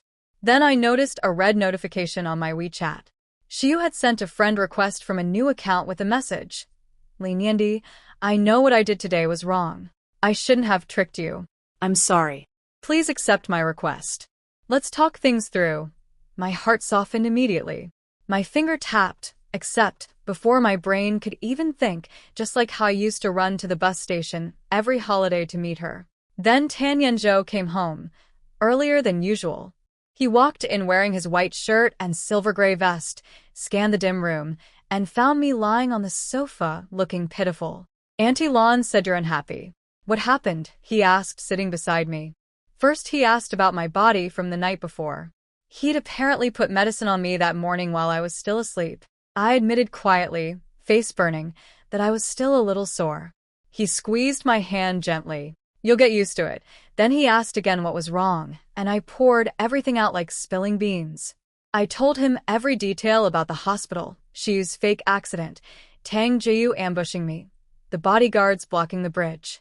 He held me the whole time, one arm around my waist, the other hand gently kneading my palm. He didn't interrupt. He just listened, occasionally humming to show he was paying attention, letting me talk until I was done. When I finished, my throat was dry. He handed me water and said, "You really care about Tang Xiu. Your eyes are all red from crying." I sniffled. Because she's my best friend. My very, very best friend. He wasn't dismissive, but he asked me something that made me think. "Do you really know her?" I said, "Of course, we grew up together, spent over a decade side by side. It was only the last 2 years, when she went to university in the capital, that we'd been apart." "Then tell me about her objectively," he said. "Everything. How you two interact, her background, her family, how she treats people. I'll help you analyze it. Maybe afterward, you'll understand your friend better." He pulled me against his chest, and I nestled there, breathing in his clean, warm scent. I felt safe the same way I'd felt the night before. Even when things hurt, as long as he was holding me, I felt grounded. I was starting to depend on him. Not just as a husband, but as someone who guided me, like a mentor and a protector rolled into one. So I started from the beginning. I told him how Xiu and I met as little kids at her family's clinic. She'd been bullied at preschool. Boys called her names and made her cry. Her parents were too busy to comfort her, so I gave her my sister's bubble gum to cheer her up. That's how our friendship started.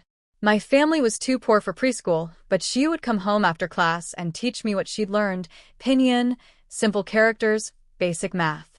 We'd play teacher and student, and she'd praise me for learning fast. When I started elementary school through the free education program, we ended up in the same class, even as desk mates. Tan Yenzhou interrupted me with a pointed question. "Were you always this fair-skinned as a child? And your grades were always good?" I nodded, confused. "Why," he smiled faintly and said, "Go on." I kept telling Tan Yenzhou about my friendship with Xiu, leaning against his arm, lost in memories. I told him how Xiu's parents were also the type to favor sons over daughters, putting more attention on Tang Jiu. I remembered when Xiu's teeth came in crooked after she lost her baby teeth and she wanted braces, but her parents laughed it off, saying there was no point fixing what was natural. Tan Yenzhou suddenly opened my mouth to check my teeth.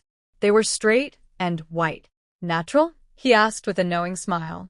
I nodded, feeling something stir inside me, like a realization trying to crack through its shell. I continued. In middle school, Xiu changed a lot. She became loud and outgoing, made tons of friends, learned to fight, became the top dog of our grade, and started ignoring me. But whenever boys made disgusting jokes about my developing body, she'd still step in to defend me. I never understood why she ran hot and cold with me. I chased after her stubbornly until we made up each time. But in our 3rd year, a boy confessed to me with a love letter, and Xiu caught him. She was furious. She said she didn't want to be my friend anymore. She said she hated me. I hadn't wanted the boy's attention at all. The turning point came during summer break after our high school entrance exams. I was picking wild vegetables on the mountain when a storm hit. Coming down, I found Xiu sitting on the ground with a twisted ankle, unable to stand. I tried to carry her on my back. She refused, still angry at me. But I didn't listen and carried her down the entire mountain. Neither of us said a word. Then on the first day of high school, Xiu showed up at my door and yelled, "Lin Yindi, are you going to register for school or not?" I smiled, as I imitated her voice for Tan Yenzhou, clinging to his arm. We'd made up again. In high school, we dreamed together about college, which schools, which cities. We settled on the capital.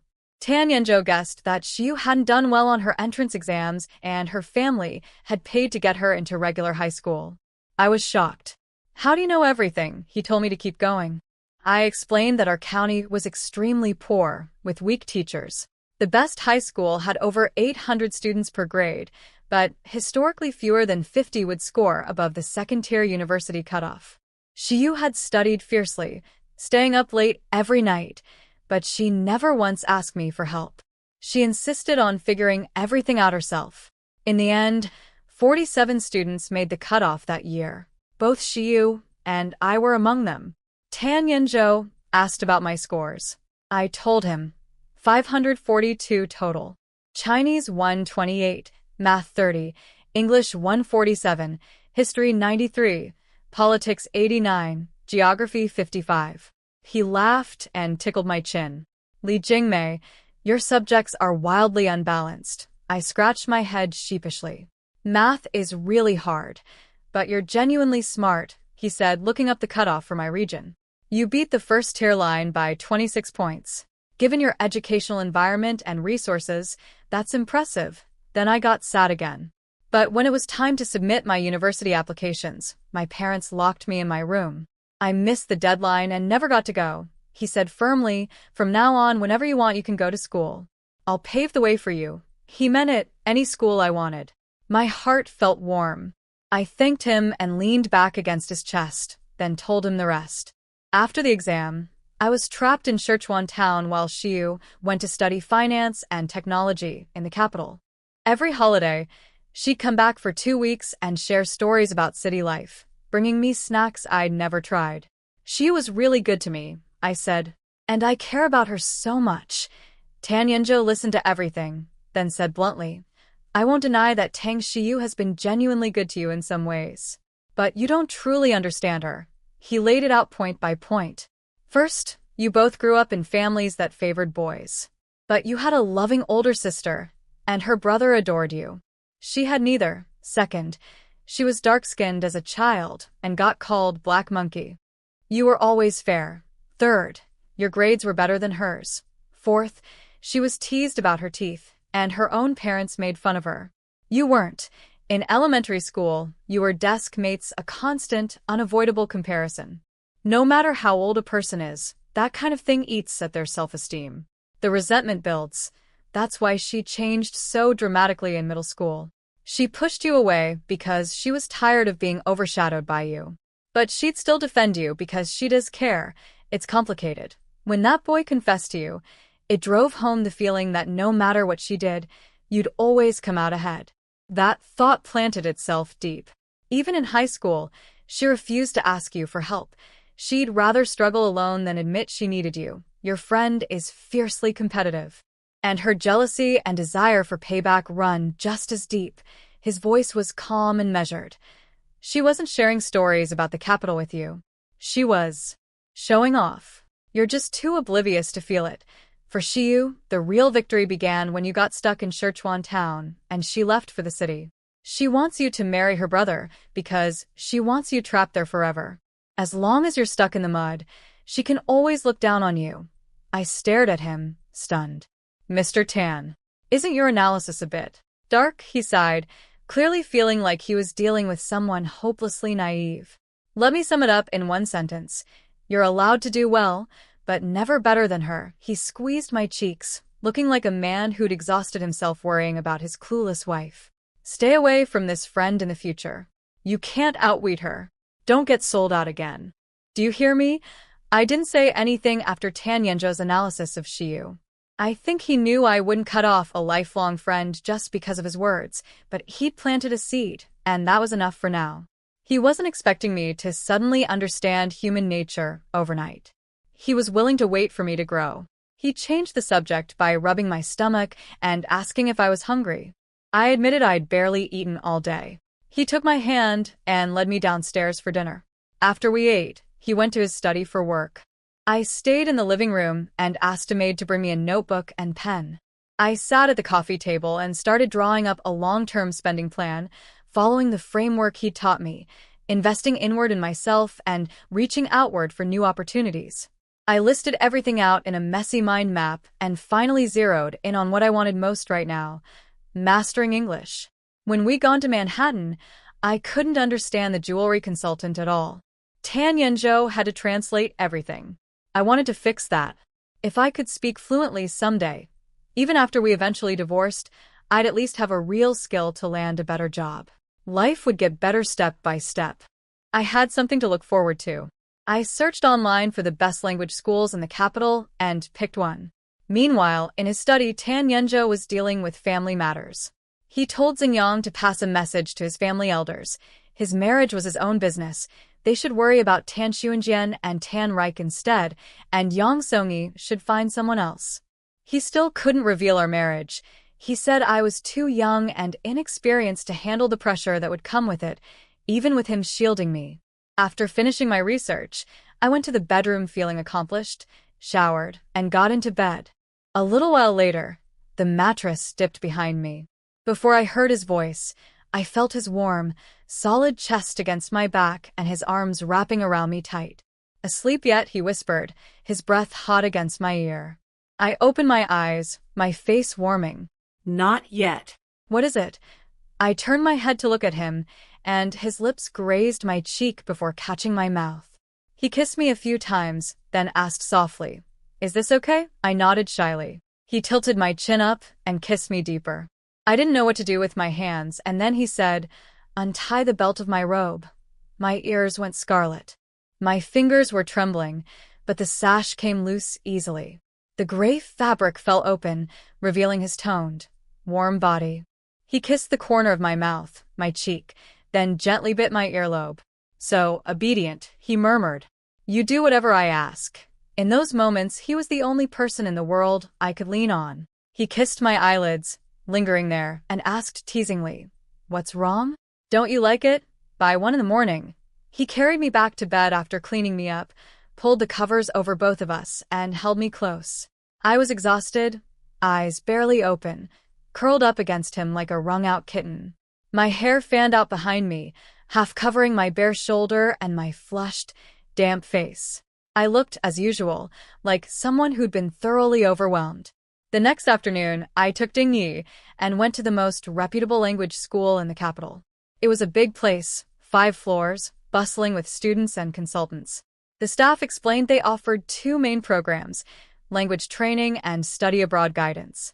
I told them I wanted to master English, specifically to reach a level where I could communicate with foreigners without any barriers. They said I'd need to take a placement test first, and they'd tailor lessons to my weak points. All the teachers were native-speaking foreigners, which would create a proper language environment. I asked how many classes I could take per day. They said as many as I wanted. I looked at the pricing sheet and made my decision on the spot. One-on-one lessons, 10 hours a day for 1 month to start. The staff member was stunned. At 700 yuan per session, that came to 7,000 a day and over 200,000 for the month. They gently suggested I might want to start slower, since 10 hours a day was an intense pace. I smiled and shook my head. "It's fine. I really love learning. Except math," I added silently. I handed over Tan Yenjo's card and paid. Then I added my new tutor's contact information, chose an English name, and took a 2-hour placement test. When the results came back, the staff was surprised. "Miss Lee, you're too modest. Your foundation is quite strong. You'll have this mastered within 3 months." I was happy to hear that. I'd spent a lot of money, and I was determined to get my full value. It was dark by the time we left. I felt bad that Dingyi had been standing with me all day without even drinking water, so I suggested we get dinner. She told me to pick. I asked my driver Xiaodong too, a cheerful, slightly goofy guy who'd just graduated college and grown up in an orphanage. He grinned and said he wanted roast duck. "Then let's go," I said. We got home late. Tan Yenjo was already in bed, freshly showered, reading a book. He asked what I'd done today.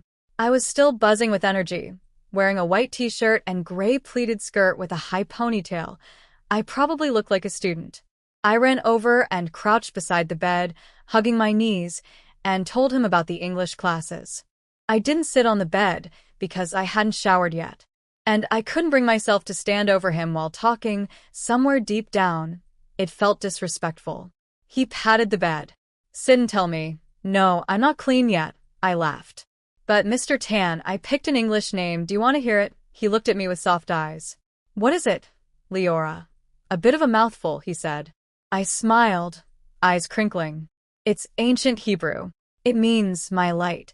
What I didn't say out loud, "Your existence is my dawn." He gazed at me and smiled faintly. "That's a name with a lovely meaning." After chatting a bit, I went to shower.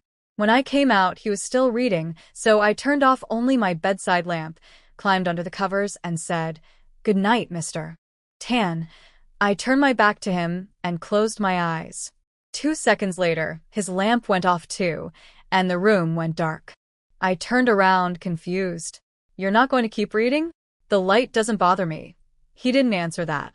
Instead, he asked, "What time is your class tomorrow?" 9. Why? A pause. Then his hot hand slid under the covers and found my waist. I shivered, understanding instantly what he wanted.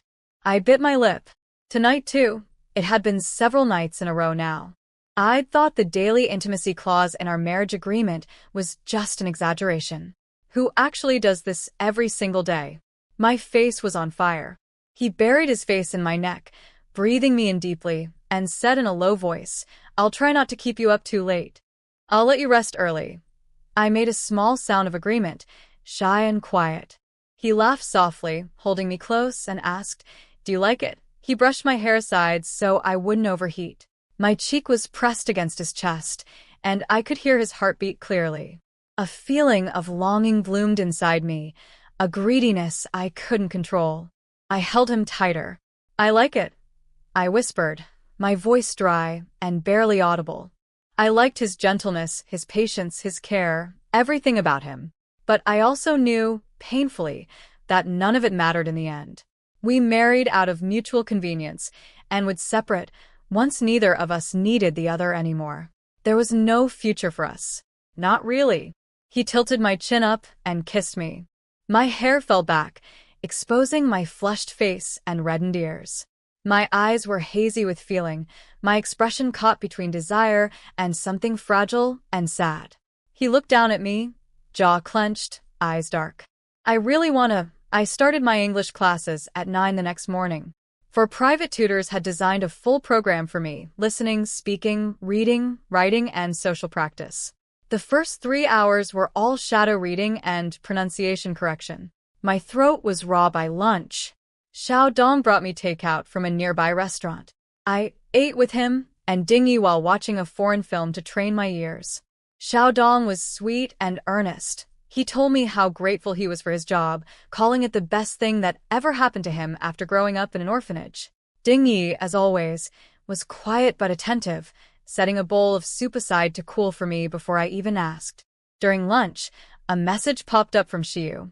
She'd been waiting days for me to respond after I accepted her friend request, and she'd finally broken the silence. "Lin Yindi, why are you ignoring me? Are you still angry?" I sighed. I wasn't that angry anymore. She was my oldest friend. I told her I'd just been busy studying English. She wasn't interested in that topic and quickly asked to meet for dinner to make up for what happened. I hesitated, afraid of another trap.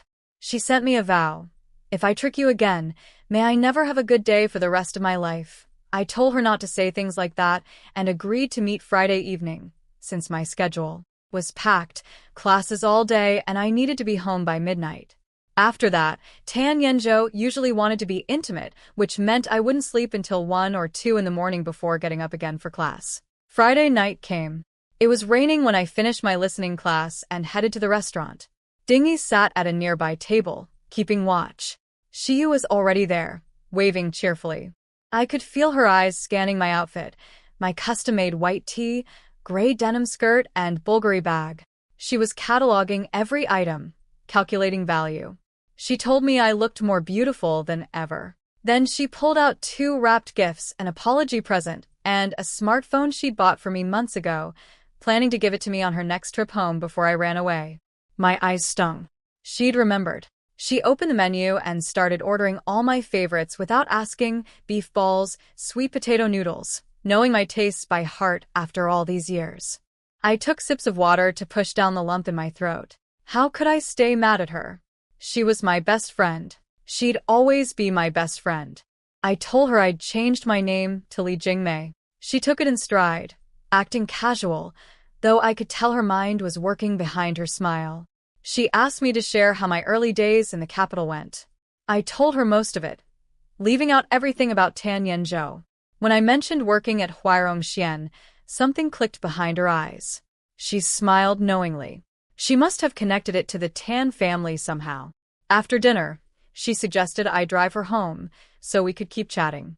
But then my phone rang. The screen showed Mr. Tan. Xiu's eyes flickered when she caught a glimpse. Tan Yenzhou said he was nearby and would come pick me up. I agreed immediately, as always. I apologized to Xiu and arranged for Xiao Dong to take her home instead. Down in the parking garage, Xiu walked out with me, arm in arm. I could feel her gaze drifting toward the two luxury cars parked nearby. Xingyang stood by one of them, nodded to me, and opened the door. As I got in, she shifted her position ever so slightly, trying to peek at the man inside. Through the dim light, she caught a glimpse, a shadowy but striking silhouette in a tailored suit, long legs crossed, expensive shoes gleaming. She was now completely convinced I was being kept by a rich man. Specifically, she thought it was Tan Xuanjian. She had no idea it was actually his older brother. She tried to get a better look at the man in the car, but Ding Yi and Xiao Dong immediately blocked her view. Xiao Dong cheerfully told her to get in the other car, so he could take her home. She smiled through gritted teeth and went along. Inside the Maybach, the moment I sat down, Tan Yenzhou pinched my ear, gently, but his voice was low and serious. Disobedient. I blinked up at him, confused. What did I do? I told you to stay away from Tang Xiu. Did you treat my words like background noise? I carefully wrapped my hands around his, freeing my ear from his grip, and tried to explain. Mr. Tan, I think there might be a misunderstanding. Xiu is a good person. She doesn't have bad intentions. I showed him the gifts she'd given me. She even apologized. A few little gifts and you're won over. He squeezed my cheeks, amused but exasperated. I said stubbornly, through my slightly squished face, you don't understand. They're not just little gifts. Talking back now, he said flatly. My heart jumped. I thought he was upset, so I dropped my eyes and whispered that I wasn't. He sighed, half annoyed, half fond, and patted his thigh. Sit up here. My face flushed. Mr. Tan. We're in the car. I'd sat on his lap before, but only in the study or in bed. Especially in bed when we were. I couldn't even finish the thought without turning completely red. He tapped my forehead. What's wrong with the car? What are you thinking about? He leaned back and told me a third time to sit. So I slowly climbed onto his lap, hands on his shoulders, trembling slightly, face burning. He held my waist and muttered, There you go again with that look. He leaned in to kiss me. I turned my head side to side, clutching his jacket nervously. Mr. Tan. Please don't. The driver and your assistant are right there. He buried his face in my neck, breathing me in. What are you afraid of? You're my wife. That word, wife, made my heart ache with warmth. But I also remembered, we were worlds apart, and we'd divorce eventually. I swallowed the bitterness rising in my throat. Can we wait until we're home? I'm scared. He studied my face, saw how fragile I looked, and sighed. He pressed my head gently against his chest. Okay, no more. Don't be afraid. I leaned into him, breathing in his woody scent, listening to his heartbeat, his hand softly patting my head. He asked how my studies were going, whether I was tired from 10 hours of classes every day. I shook my head. I'm not tired. Learning is fun. Except math, I added silently. He nuzzled my hair. You're doing great. But don't push yourself too hard. You're still young. What I didn't know was that on the other side of things, Xiu had been wearing an earring with a hidden camera the entire dinner. When she got home, she tossed it on the coffee table in front of Tang Jiu, who'd been waiting. The footage of me played on a laptop screen. He stared at it obsessively, stroking the image of my smiling face. Xiu mocked him. She's getting more confident, more beautiful, more ambitious every day, all because of the man backing her. What can you possibly offer to compete? He snapped at her to shut up. He insisted my name was Li Niandi, not Li Jingmei. He said I'd been tricked by some wild man and would eventually come back to him. He truly believed that. Xiu rolled her eyes and left. Then his phone rang. It was my younger brother, Li Yicheng, calling to say he was on his way to the capital with our parents. Tang Jiu smiled his cold, dark smile. He didn't trust Xiu to actually find me. But my own family? That was different. Meanwhile, my English was improving fast with my intensive schedule. I was feeling good about my progress, until one evening, Xingyang appeared with a bombshell. Ma'am, you failed to meet your first month's spending target. You need to submit a handwritten 10,000-character self-reflection within 1 week. Mr. Tan will review it personally. I was horrified. Impossible. I calculated. I spent exactly 400,000. He pulled out my expense report.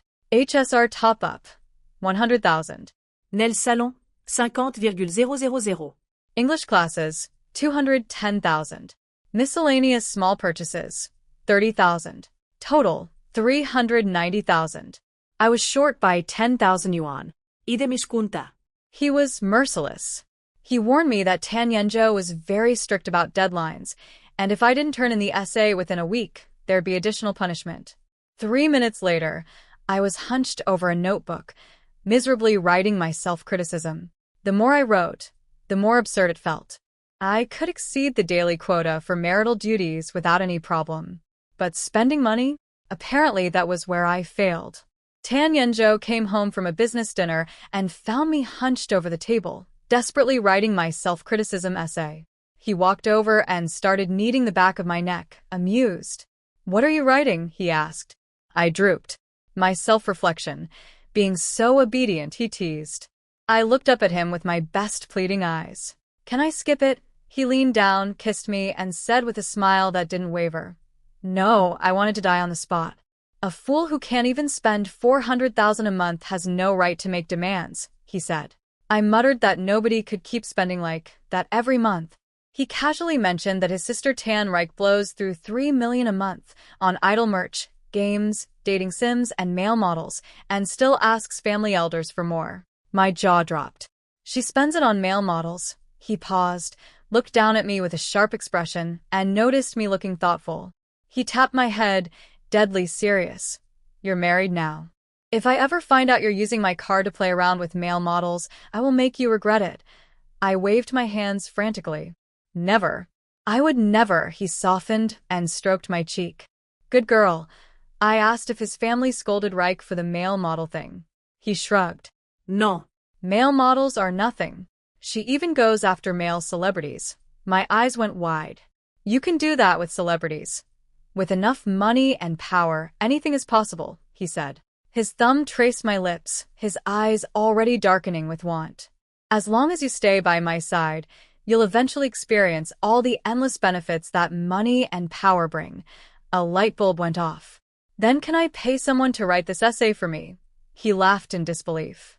"You're trying to outsmart me now." "I wouldn't dare," I said sweetly.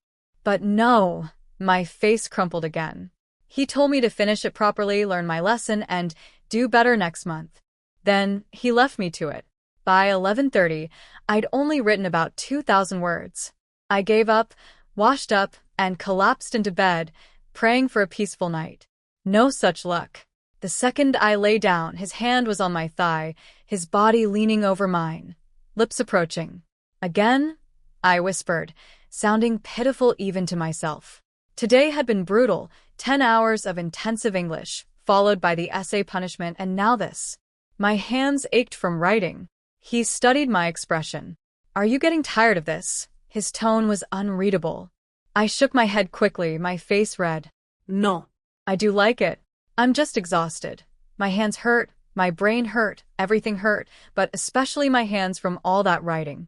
He held my face and kissed me lazily. "You don't even have to do anything. What's there to be tired about?" I clung to his waist and tried to make him understand. "It's different. The point is my hands are tired." 10,000 characters. He pretended not to get it and offered to massage my hands afterward. "Can you do it now?" I asked.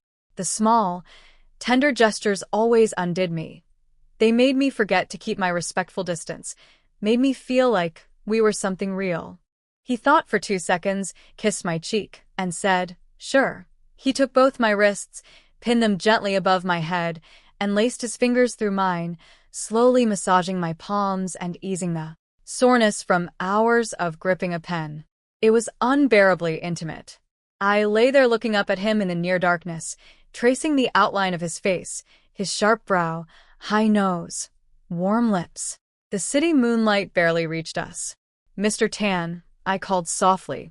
He looked down at me.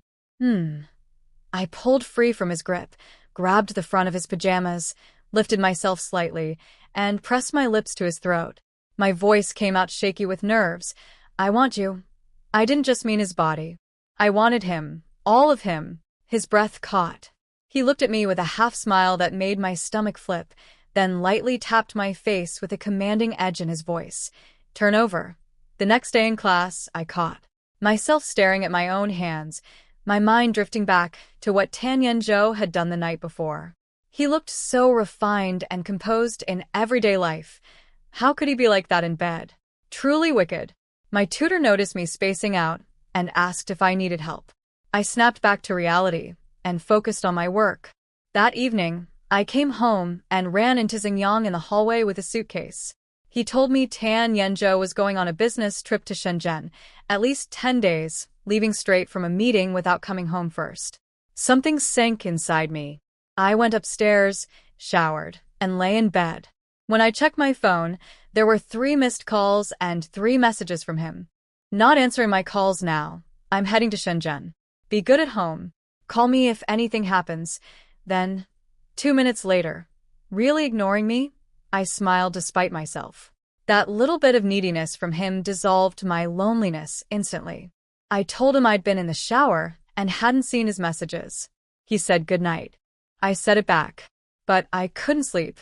The bed felt enormous without him. I rolled from one side to the other, buried my face in the pillows trying to catch a scent, and ended up lying on a side of the bed, staring at the ceiling until morning. The next day, I had no appetite and barely touched breakfast. Auntie Lan noticed and apparently reported it to Xingyang because soon after I got in the car for class, Tan Yenzhou video called me. I sat up straight immediately and put on my best smile. He asked if I was adjusting to being alone. I said yes. He saw right through me. Then why are you losing sleep and not eating? He asked, almost amused. I was embarrassed that Auntie Lan had told on me. He reminded me casually that everyone around me had been placed there by him. He could know my every move if he wanted to. I admitted I was struggling a little. We chatted for a while. I noticed he was dressed differently than usual, more like a politician than a businessman. He told me he was heading to the Great Hall. After we hung up, I felt recharged. The days passed. I finished my self-criticism essay, but Tan Yenzhou still hadn't returned. With my evenings free, I met up with Xiu for the dinner I'd promised her. She tried to invite herself to my place for a sleepover, eager to see where I lived. I panicked and made excuses. Our marriage was secret, and I couldn't bring anyone to the apartment without permission. She pouted and acted hurt, but let it go after I promised a future visit. She fed me a cherry across the table, all smiles and warmth. I kept letting my guard down around her. Then one night, close to midnight, I got home, and Auntie Lan was beaming. "Ma'am, you're finally back. Mister, Tan just got home. He's upstairs." My eyes lit up. It felt like scratching a lottery ticket and winning, that kind of unexpected joy. I kicked off my shoes and sprinted upstairs. I burst through the bedroom door, calling his name happily. He turned around, and I froze. He'd been getting ready to shower. His shirt was already off, revealing his bare torso, broad shoulders, sculpted chest, powerful arms. His belt was half undone. We stared at each other. I spun around, ears burning. I'm sorry, I didn't know you were." Behind me, I heard him laugh, low, warm, teasing. "After all this time apart, I come home, and you won't even come give me a hug?" I stood there nervously picking at my fingers after spinning away from his bare chest. Then I heard him speak. "Come here, good girl." He had his arms open, waiting for me with a gentle smile. He knew I needed a little push, a little guidance. I was like a shy snail that only moved when coaxed. I lasted about 2 seconds before walking straight into his arms. His hot hands grabbed my wrist and pulled me in tight. His chin rested on top of my head, his temple pressed against my forehead, and he asked softly, "Did you miss me?" My cheek was pressed against his bare chest. The warmth pouring off him, the faint cologne mixed with the dusty scent of travel, it overwhelmed me. "I missed you," I whispered. I looked up at him. "Why didn't you tell me you were coming back?" "Surprise," he said and leaned down to kiss me, deep and lingering. My heart hammered as I gripped his forearms and kissed him back. When he finally pulled away, he told me he'd brought me a gift. I just looked up at him with wide eyes, not saying anything, waiting. He laughed softly and stroked my head. "How can you be this well-behaved?" He sat me on his lap on the sofa and opened a white velvet box. Inside was a pair of clip-on earrings, 7 tiny flowers on each one, made from colorful jewels, playful and bright. Perfect for someone my age. He'd remembered I didn't have pierced ears. "Do you like them?" he asked, watching my face. I nodded happily. "They're beautiful." "Thank you, Mr. Tan." Then I gathered my courage, held one out to him, and asked shyly, "Can you put them on for me?" He smiled and took it. I tilted my head, offering my ear. When both were on, I touched them gently, feeling the cool, textured surface of the gems under my fingertips. Something about the small gesture burrowed deep into my heart. He promised to bring me gifts from every future business trip. I told him he didn't need to do that. What I really wanted was just to see him every day. But I knew that was impossible now, and it would be even more impossible after we eventually divorced. He suggested bringing me along on business trips instead. I could explore the city or wait for him at the hotel. For a split second, the idea felt warm and wonderful, but then my brain supplied a word for what that would make me, and I panicked. "What's going on in that little head of yours?" he asked, tapping my skull. I covered my head with both hands, flustered. "Nothing." I pushed him toward the bathroom. He scooped me up. "Together," he said. Later that night, the apartment was silent. I was draped across his chest in bed, hair freshly dried, the covers pulled over my bare shoulders. He stroked my flushed cheek and asked casually, "Did you finish the self-criticism essay?" Want to see it?" I started to sit up to go get it. He pressed me back down gently, patting my hip through the blanket. Later, I settled back against him, tracing the veins on his forearm with my fingertip. They ran beneath taut muscle, strong and somehow attractive. "I finished it on the 3rd day after you left," I told him softly. "Your assistant said if I didn't finish in time, you'd punish me." I rubbed my cheek against his chest without thinking, then looked up at him. My hair fell around my face, my eyes clear and innocent despite everything that had just happened between us. "How would you have punished me?" I asked. He caught my chin between his fingers, pressed his thumb against my lips, and gave me a look that was half smile, half warning. "You really shouldn't be asking me that in a situation like this, naughty girl." It was early August, blazing hot. Tan Yenjo was at his office at Ripple Group, handling a major corporate acquisition that required government approval. His assistant Zhou Tai handed him 2 items from Xinjiang, a file and a velvet box. The file was my handwritten self-criticism essay, all 10,000 characters of it, neat and careful. He apparently smiled reading it, picturing me hunched over my desk writing. The box contained our custom wedding bands for Manhattan, which had just arrived. He texted me, "When do you finish?" I was at a social event organized by my language school, a real English conversation party where we chatted about hobbies, books, and life. My English had improved dramatically. The accent issues were nearly gone, replaced by smooth, natural American pronunciation. A month of intensive study was paying off. When I saw his message afterward, I called him right away. His voice was warm and low, and just hearing it made my heart simmer like water about to boil. He told me to come straight to his office. He had something for me. I hurried out. Dingy met me with an umbrella against the afternoon sun, and Xiaodong opened the car door. We drove to Ripple Group headquarters. What I didn't know was that outside the building, my own family, my father Li Jijun, my mother Wang Xiaofan, and my younger brother Li Yicheng, were lurking nearby. Tang Jieyu had brought them to the capital. My brother had spotted me leaving and gawked at the beautiful woman getting into a luxury car, not realizing it was his own sister. My mother was talking about marrying me off to Tang Jieyu to collect bride money for my brother's future wife.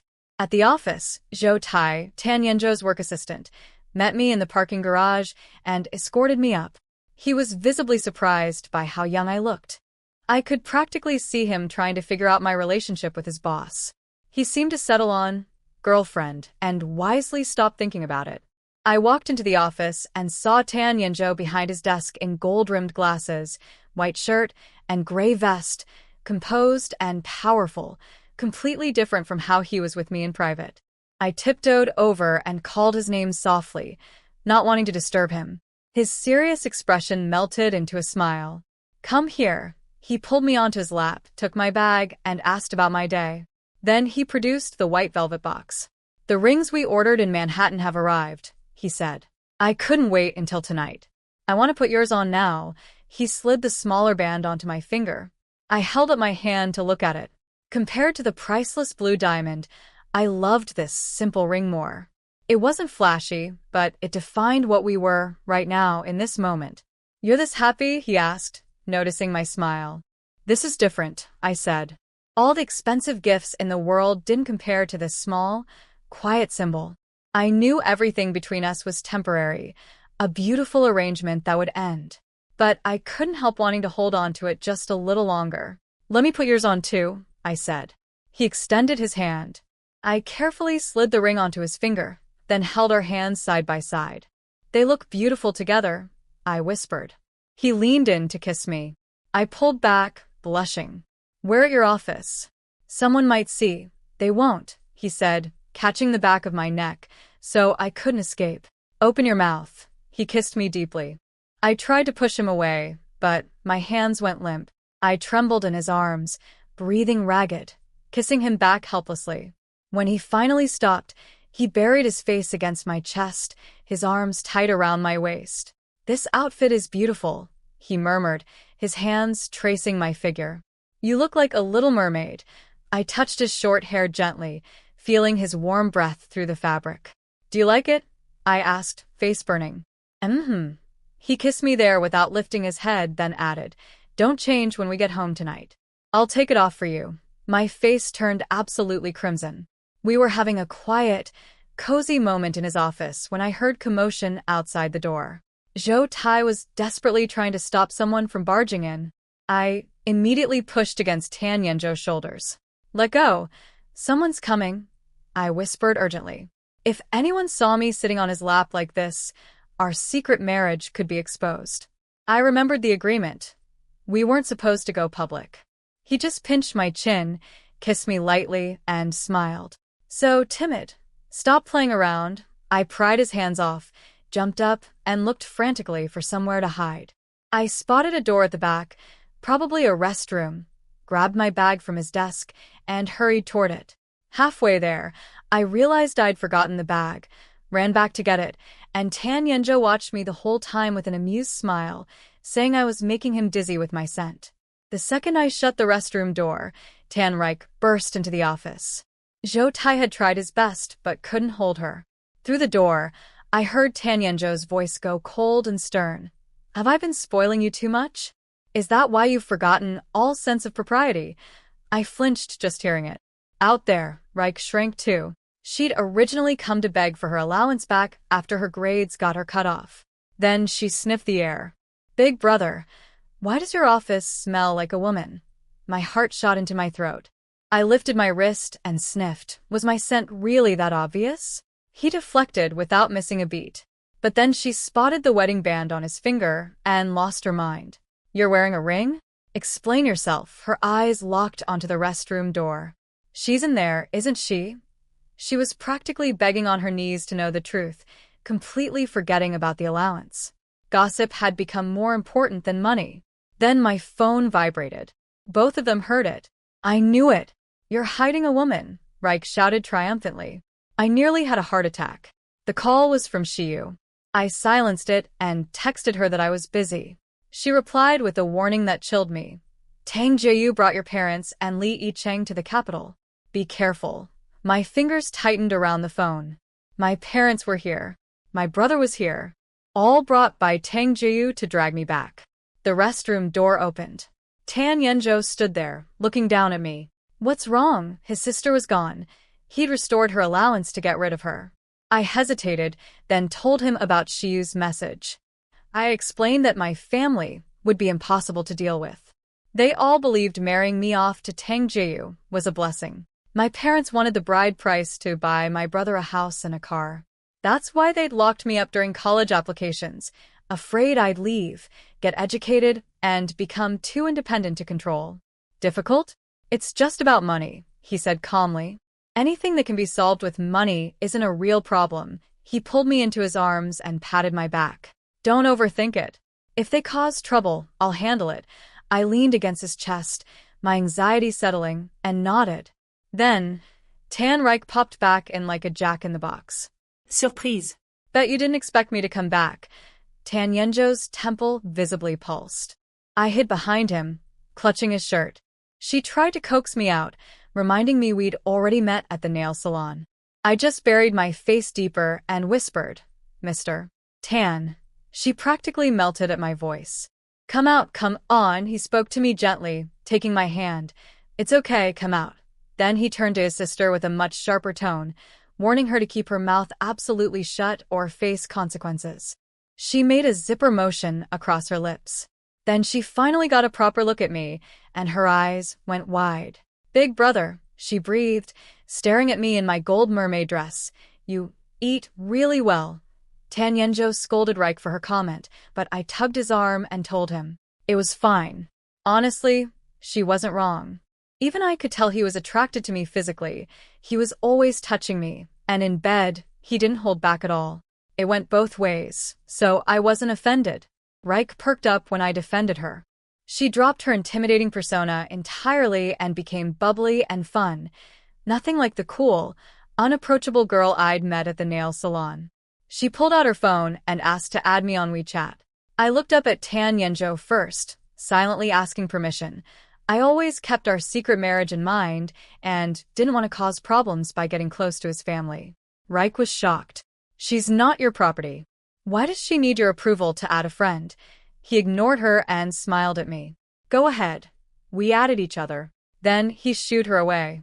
She protested about being treated like a third wheel, reminded him about her allowance, and bolted before he could get truly angry. I smiled at him. You and your sister are really close. He told me he'd raised both her and Tan Xuanjin himself. Their parents were still alive, but the family situation was complicated. He didn't elaborate. We went out to dinner, then came home. He disappeared into the study for a phone call, and I settled into the bedroom with a notebook and my phone, practicing dictation from a BBC News broadcast about EU economics. I got so absorbed that I didn't notice time passing or hear him come in. He stood behind me silently, watching me work through an entire news segment, writing down about 60% on the first listen, filling in another 30% from memory, then replaying it to catch the financial vocabulary I'd missed. When I finally finished, he spoke up. You've improved a lot. I spun around, startled. Mr. Tan, how long have you been standing there? Since your first listen. He squeezed my cheeks.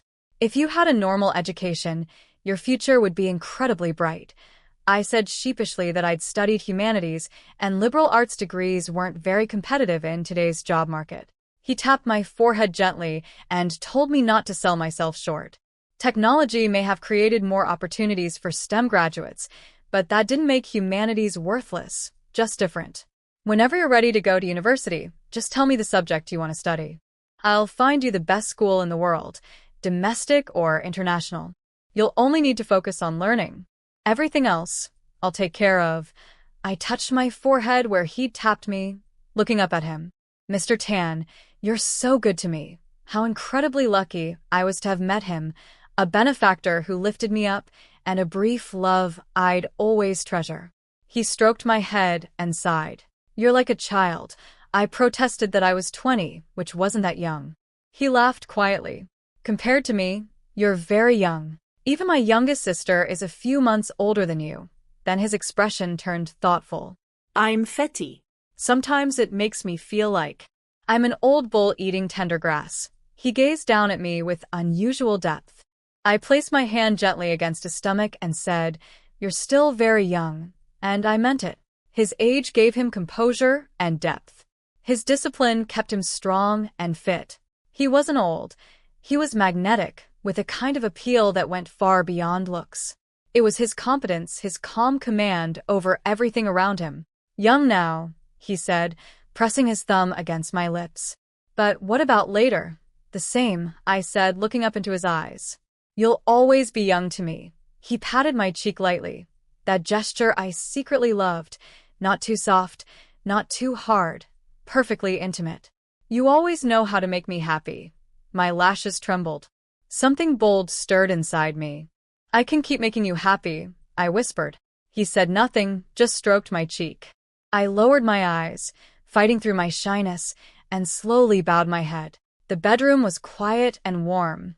Tan Yenjo had taken off his vest when he got home and was standing there in his dark gray silk shirt and black trousers, belt cinched tight. I'd offered to do something for him, something intimate, and looked up with sincere eyes. "You don't like it?" His eyelid twitched. He smiled. "Did I ever say that?" I blinked. "I thought you did." I reached up, held his shoulders, and brushed my lips against his featherlight. "I'm okay with anything, Mr. Tan. Really, I don't mind." "Another time," he said, scooping me up. "Right now, I want to do something else." I wrapped my arms around his neck. "Are we going to do it?" He laughed and lightly smacked my hip. "Naughty girl. The moment night falls, your head fills with these things." I squirmed in my mermaid dress, the skirt fanning out like petals. "You're the one who wants it every single day," I mumbled, half complaining. And it was true. Apart from my period and his business trips, we hadn't skipped a single night. I'd gotten completely used to it. No rules. "Let me look at you first," he said, standing over me on the sofa, taking me in. I felt heat spread through my whole body under his gaze. He murmured again that I looked like a little mermaid and that he should buy me more jewels to match. He knelt on the sofa and leaned over me, his fingers tracing along the dress. "Are you looking for the zipper?" I asked nervously. His fingers found something unfamiliar underneath and asked what it was. My face turned scarlet as I whispered the answer. It was a type of undergarment that worked better under fitted dresses than a regular bra. He nodded with genuine curiosity. I covered my eyes with my arm, too embarrassed to watch. He kissed me, peeling away the mermaid dress layer by layer. Then his fingers paused and he laughed. He leaned against me, moved my arm away from my eyes, and nipped at my neck. "Why are you still wearing?" I explained shyly that it prevented visible lines under the dress fabric. He asked if it was uncomfortable. I admitted it took getting used to, but was fine now. Then he whispered something in my ear that made me blush even harder. "You're impossible," I protested weakly. "Be good," he said firmly, leaving no room for argument. I could only comply, eyes stinging with embarrassment. By mid-August, I signed up for my second round of English classes, but adjusted the schedule, 9 to 5 instead of 9 to 9, 6 hours a day instead of 10. This freed up my evenings for spending money. There was absolutely no way I was writing another self-criticism essay. One afternoon at 5, class ended, and my tutor left. Moments later, she floated in like a butterfly, carrying her Hermes bag and 2 cups of coffee, setting one down in front of me. She showed up at my classroom right after my tutor left, carrying 2 coffees and her Hermes bag. She flipped through my listening practice notebook, clearly unimpressed by all the dense English notes. She thought I was wasting my time. In her mind, if you've landed a rich man, you should be focused on climbing higher and stockpiling money, not sitting in a classroom studying English. She told me I should be putting my energy into my man instead. When I mentioned that he was very busy, she seemed to take that as confirmation of something, probably that he had other women on the side. She asked if we saw each other much. I said yes, almost every day. Her eyes went wide.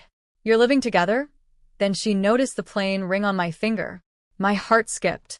I lied and said I was just wearing it for fun. She glanced at it, commented that it was very simple, and moved on.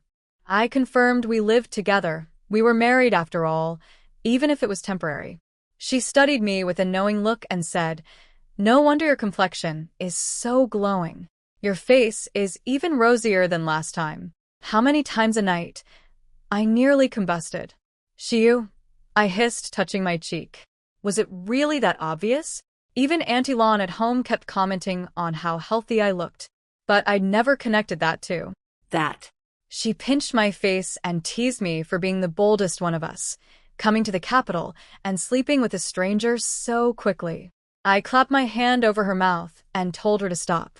She linked her arm through mine and said sweetly that she'd love to see me more often, but Tang Jiyu kept pressuring her to find me, so she had to keep her distance to protect me. She made it sound like such a sacrifice.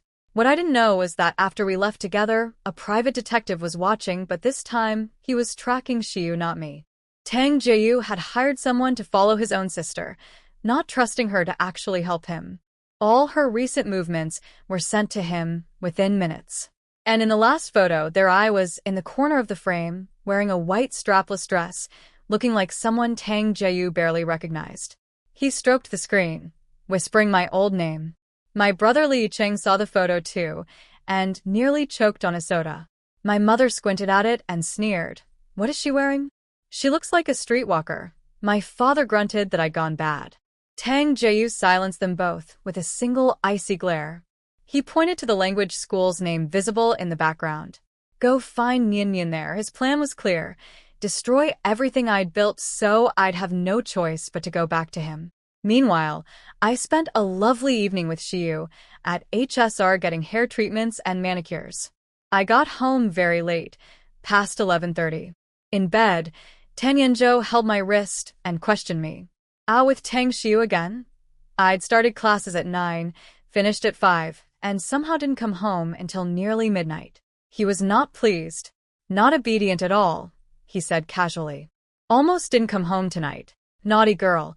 I tried to explain between shaky breaths, the hair treatment, the manicure, it all took time. He spread my fingers and examined my new nails. I'd switched from the long dramatic ones to short, soft nude pink with tiny gold butterflies and delicate pearls. Much more understated. Why not the long ones anymore? He asked slowly. I bit my lip. No more long ones. The truth was, I'd scratched him too many times with them during our nights together. He laughed, that low, husky, magnetic sound that made my ears tingle and my whole body go soft. The next morning, I arrived at the language school, as usual. Dingy was walking me in with an umbrella when I heard a name I hadn't been called in weeks, my old name, shouted in a voice I knew too well. Li Niandi. My whole body went rigid. My parents and my younger brother Li Cheng were standing at the entrance, and they immediately started making a scene. My mother pointed at me and screamed for everyone to hear, calling me shameless, saying I'd abandoned my husband to chase rich men in the city. She mocked my clothes, a cropped red top that showed my midriff, calling me vulgar and worse. Dingy cut her off sharply. Watch your mouth. My father barked at Dingy to mind her own business, calling it a family matter. He demanded I come home, insisting Tang Jae-yu would still have me. Then my brother really went for it. He shouted to the gathering crowd, telling anyone who'd listen his version of my story, that I'd hurt Tang Jae-yu, stolen money, run away on my wedding day, and was now selling my body to rich old men for a living. He said I only had a high school diploma and no real skills, so the only explanation for my nice clothes was that I was someone's mistress. People from my school started whispering. Some recognized me as Leora from the social event. They commented on my expensive one-on-one classes and wondered if what my brother said was true. Others said my family was awful for talking that way. I stood there trembling, my vision blurring with tears. It wasn't true, none of it. Tang Jiyu's disability had nothing to do with me. But because he loved me, my family had locked me away, stolen my chance at university, and tried to sell me into marriage. And now they were here to humiliate me into coming back. Dingy held my arm and told me firmly to go inside. Don't listen to any of this. Mr. Tan will handle it. Just go in and focus on your studies. Then Xiao Dong came running from the parking lot. He didn't know the full situation, but he saw me red-eyed and surrounded, and that was enough. He charged in and started shouting at my family, calling them country bumpkins trying to claim relations with someone clearly out of their league. You think flapping your lips changes the truth? I could just as easily claim I'm your daddy. When my brother tried to grab me, Dingy seized his arm and flipped him over her shoulder. He crashed to the ground hard. My parents started wailing, threatening to call the police. Dingy smiled coldly, stepped on my brother's mouth, knocking out teeth, and pulled out her own phone. I'll call them myself. Within half an hour, everyone was at the police station. My brother was slumped in a chair, barely conscious. My parents were sobbing and demanding justice. Then a man in a sharp suit walked in carrying a briefcase, the kind of man who looked polished but dangerous. He presented his credentials to the officers and announced, "My name is Qin Xiangming, partner at Rueda Law Firm. I represent my client, Miss Li Jingmei, and I am formally pressing charges against Wang Xiaofan, Li Jijun, and Li Yicheng. All further proceedings will be handled through me. The police officer recognized the name. Qin Xiangming was legendary. He'd never lost a case, and he was known for being absolutely ruthless in pursuit of victory. With him involved, my family didn't stand a chance. He turned to my parents with a smile that was more threat than greeting, extended his hand, and said pleasantly, "A pleasure to meet you." Meanwhile, back at Ripple Group, Tan Yenzhou was in the middle of a high-level board meeting when Zhou Tai leaned in and whispered that everything had been handled. It had taken him mere seconds to set the whole response in motion, the lawyer, the instructions, everything. Then he told Zhou Tai to have Xingyang come pick me up and bring me to him. He knew me well enough to know that I'd be sitting in class unable to focus, red-eyed and miserable, too soft to fight back and too kind to feel anything but hurt. He was my husband. It was his job to make it right. I couldn't focus in class at all. My tutor called my name 5 times before I finally admitted I needed a break. I folded my arms on the desk and buried my head, replaying the morning's humiliation over and over, my family's insults, the whispers from onlookers. I hated how weak I was. I couldn't argue back, couldn't fire off clever comebacks. My brain turned to mush whenever I needed it most. Growing up, Xiu had always been the one to fight my battles while I hid behind her, nodding along as if that counted as standing up for myself. This morning, Xiao Dong had jumped in to defend me too, rattling off sharp words effortlessly. I patted my own mouth and scolded it for being so useless. That's how Xingyang found me, sitting in my classroom, lightly slapping my own face in frustration. He'd knocked 3 times, and I hadn't even heard. He told me Tan Yenzhou had sent him to pick me up. On the way to the car, I asked Xiao Dong to ride along because I had a serious question for him. How do you learn to talk back quickly? To argue and defend yourself, he scratched his head. Isn't that just something people naturally know how to do? What about someone like me who's slow and can't think of anything to say? He admitted he had no idea how to help with that. He also probably knew it wouldn't be a good look for someone in my position to curse people out the way he did.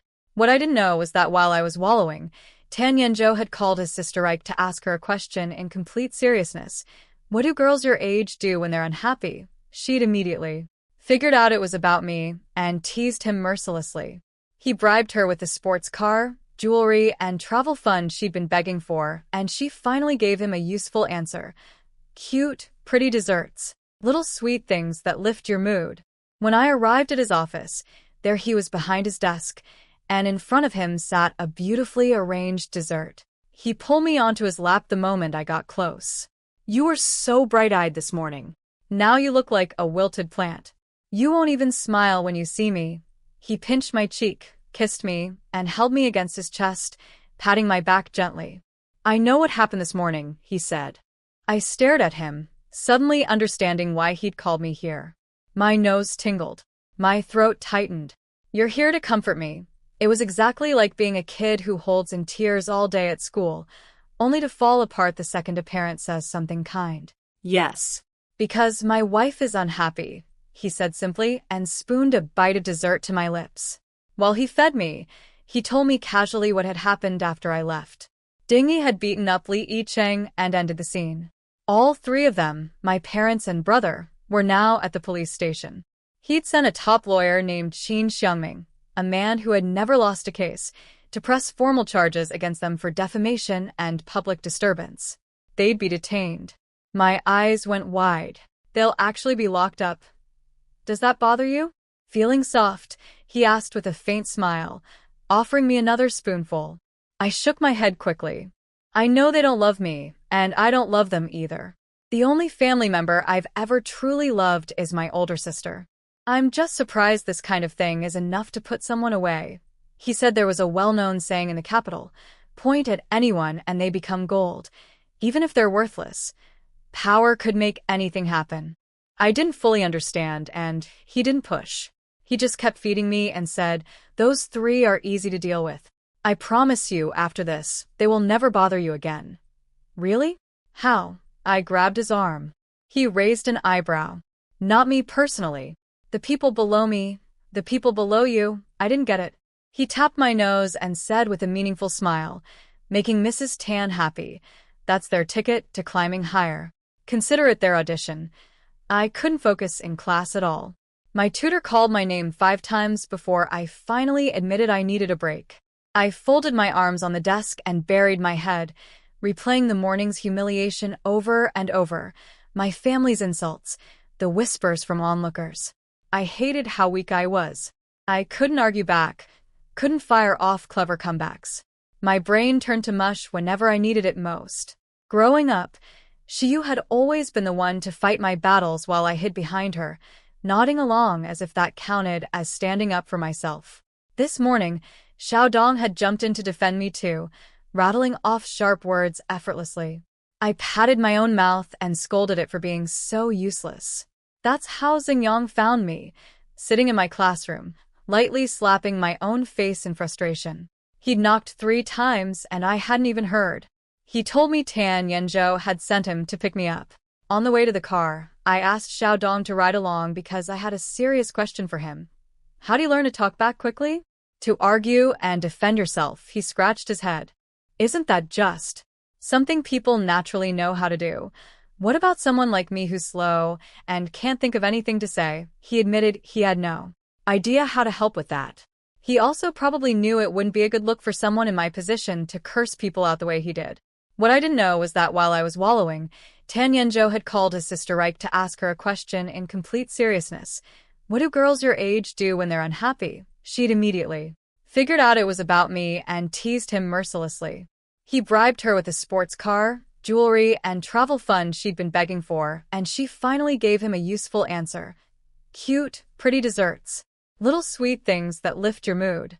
When I arrived at his office, there he was behind his desk, and in front of him sat a beautifully arranged dessert. He pulled me onto his lap the moment I got close. You were so bright-eyed this morning. Now you look like a wilted plant. You won't even smile when you see me. He pinched my cheek, kissed me, and held me against his chest, patting my back gently. I know what happened this morning, he said. I stared at him, suddenly understanding why he'd called me here.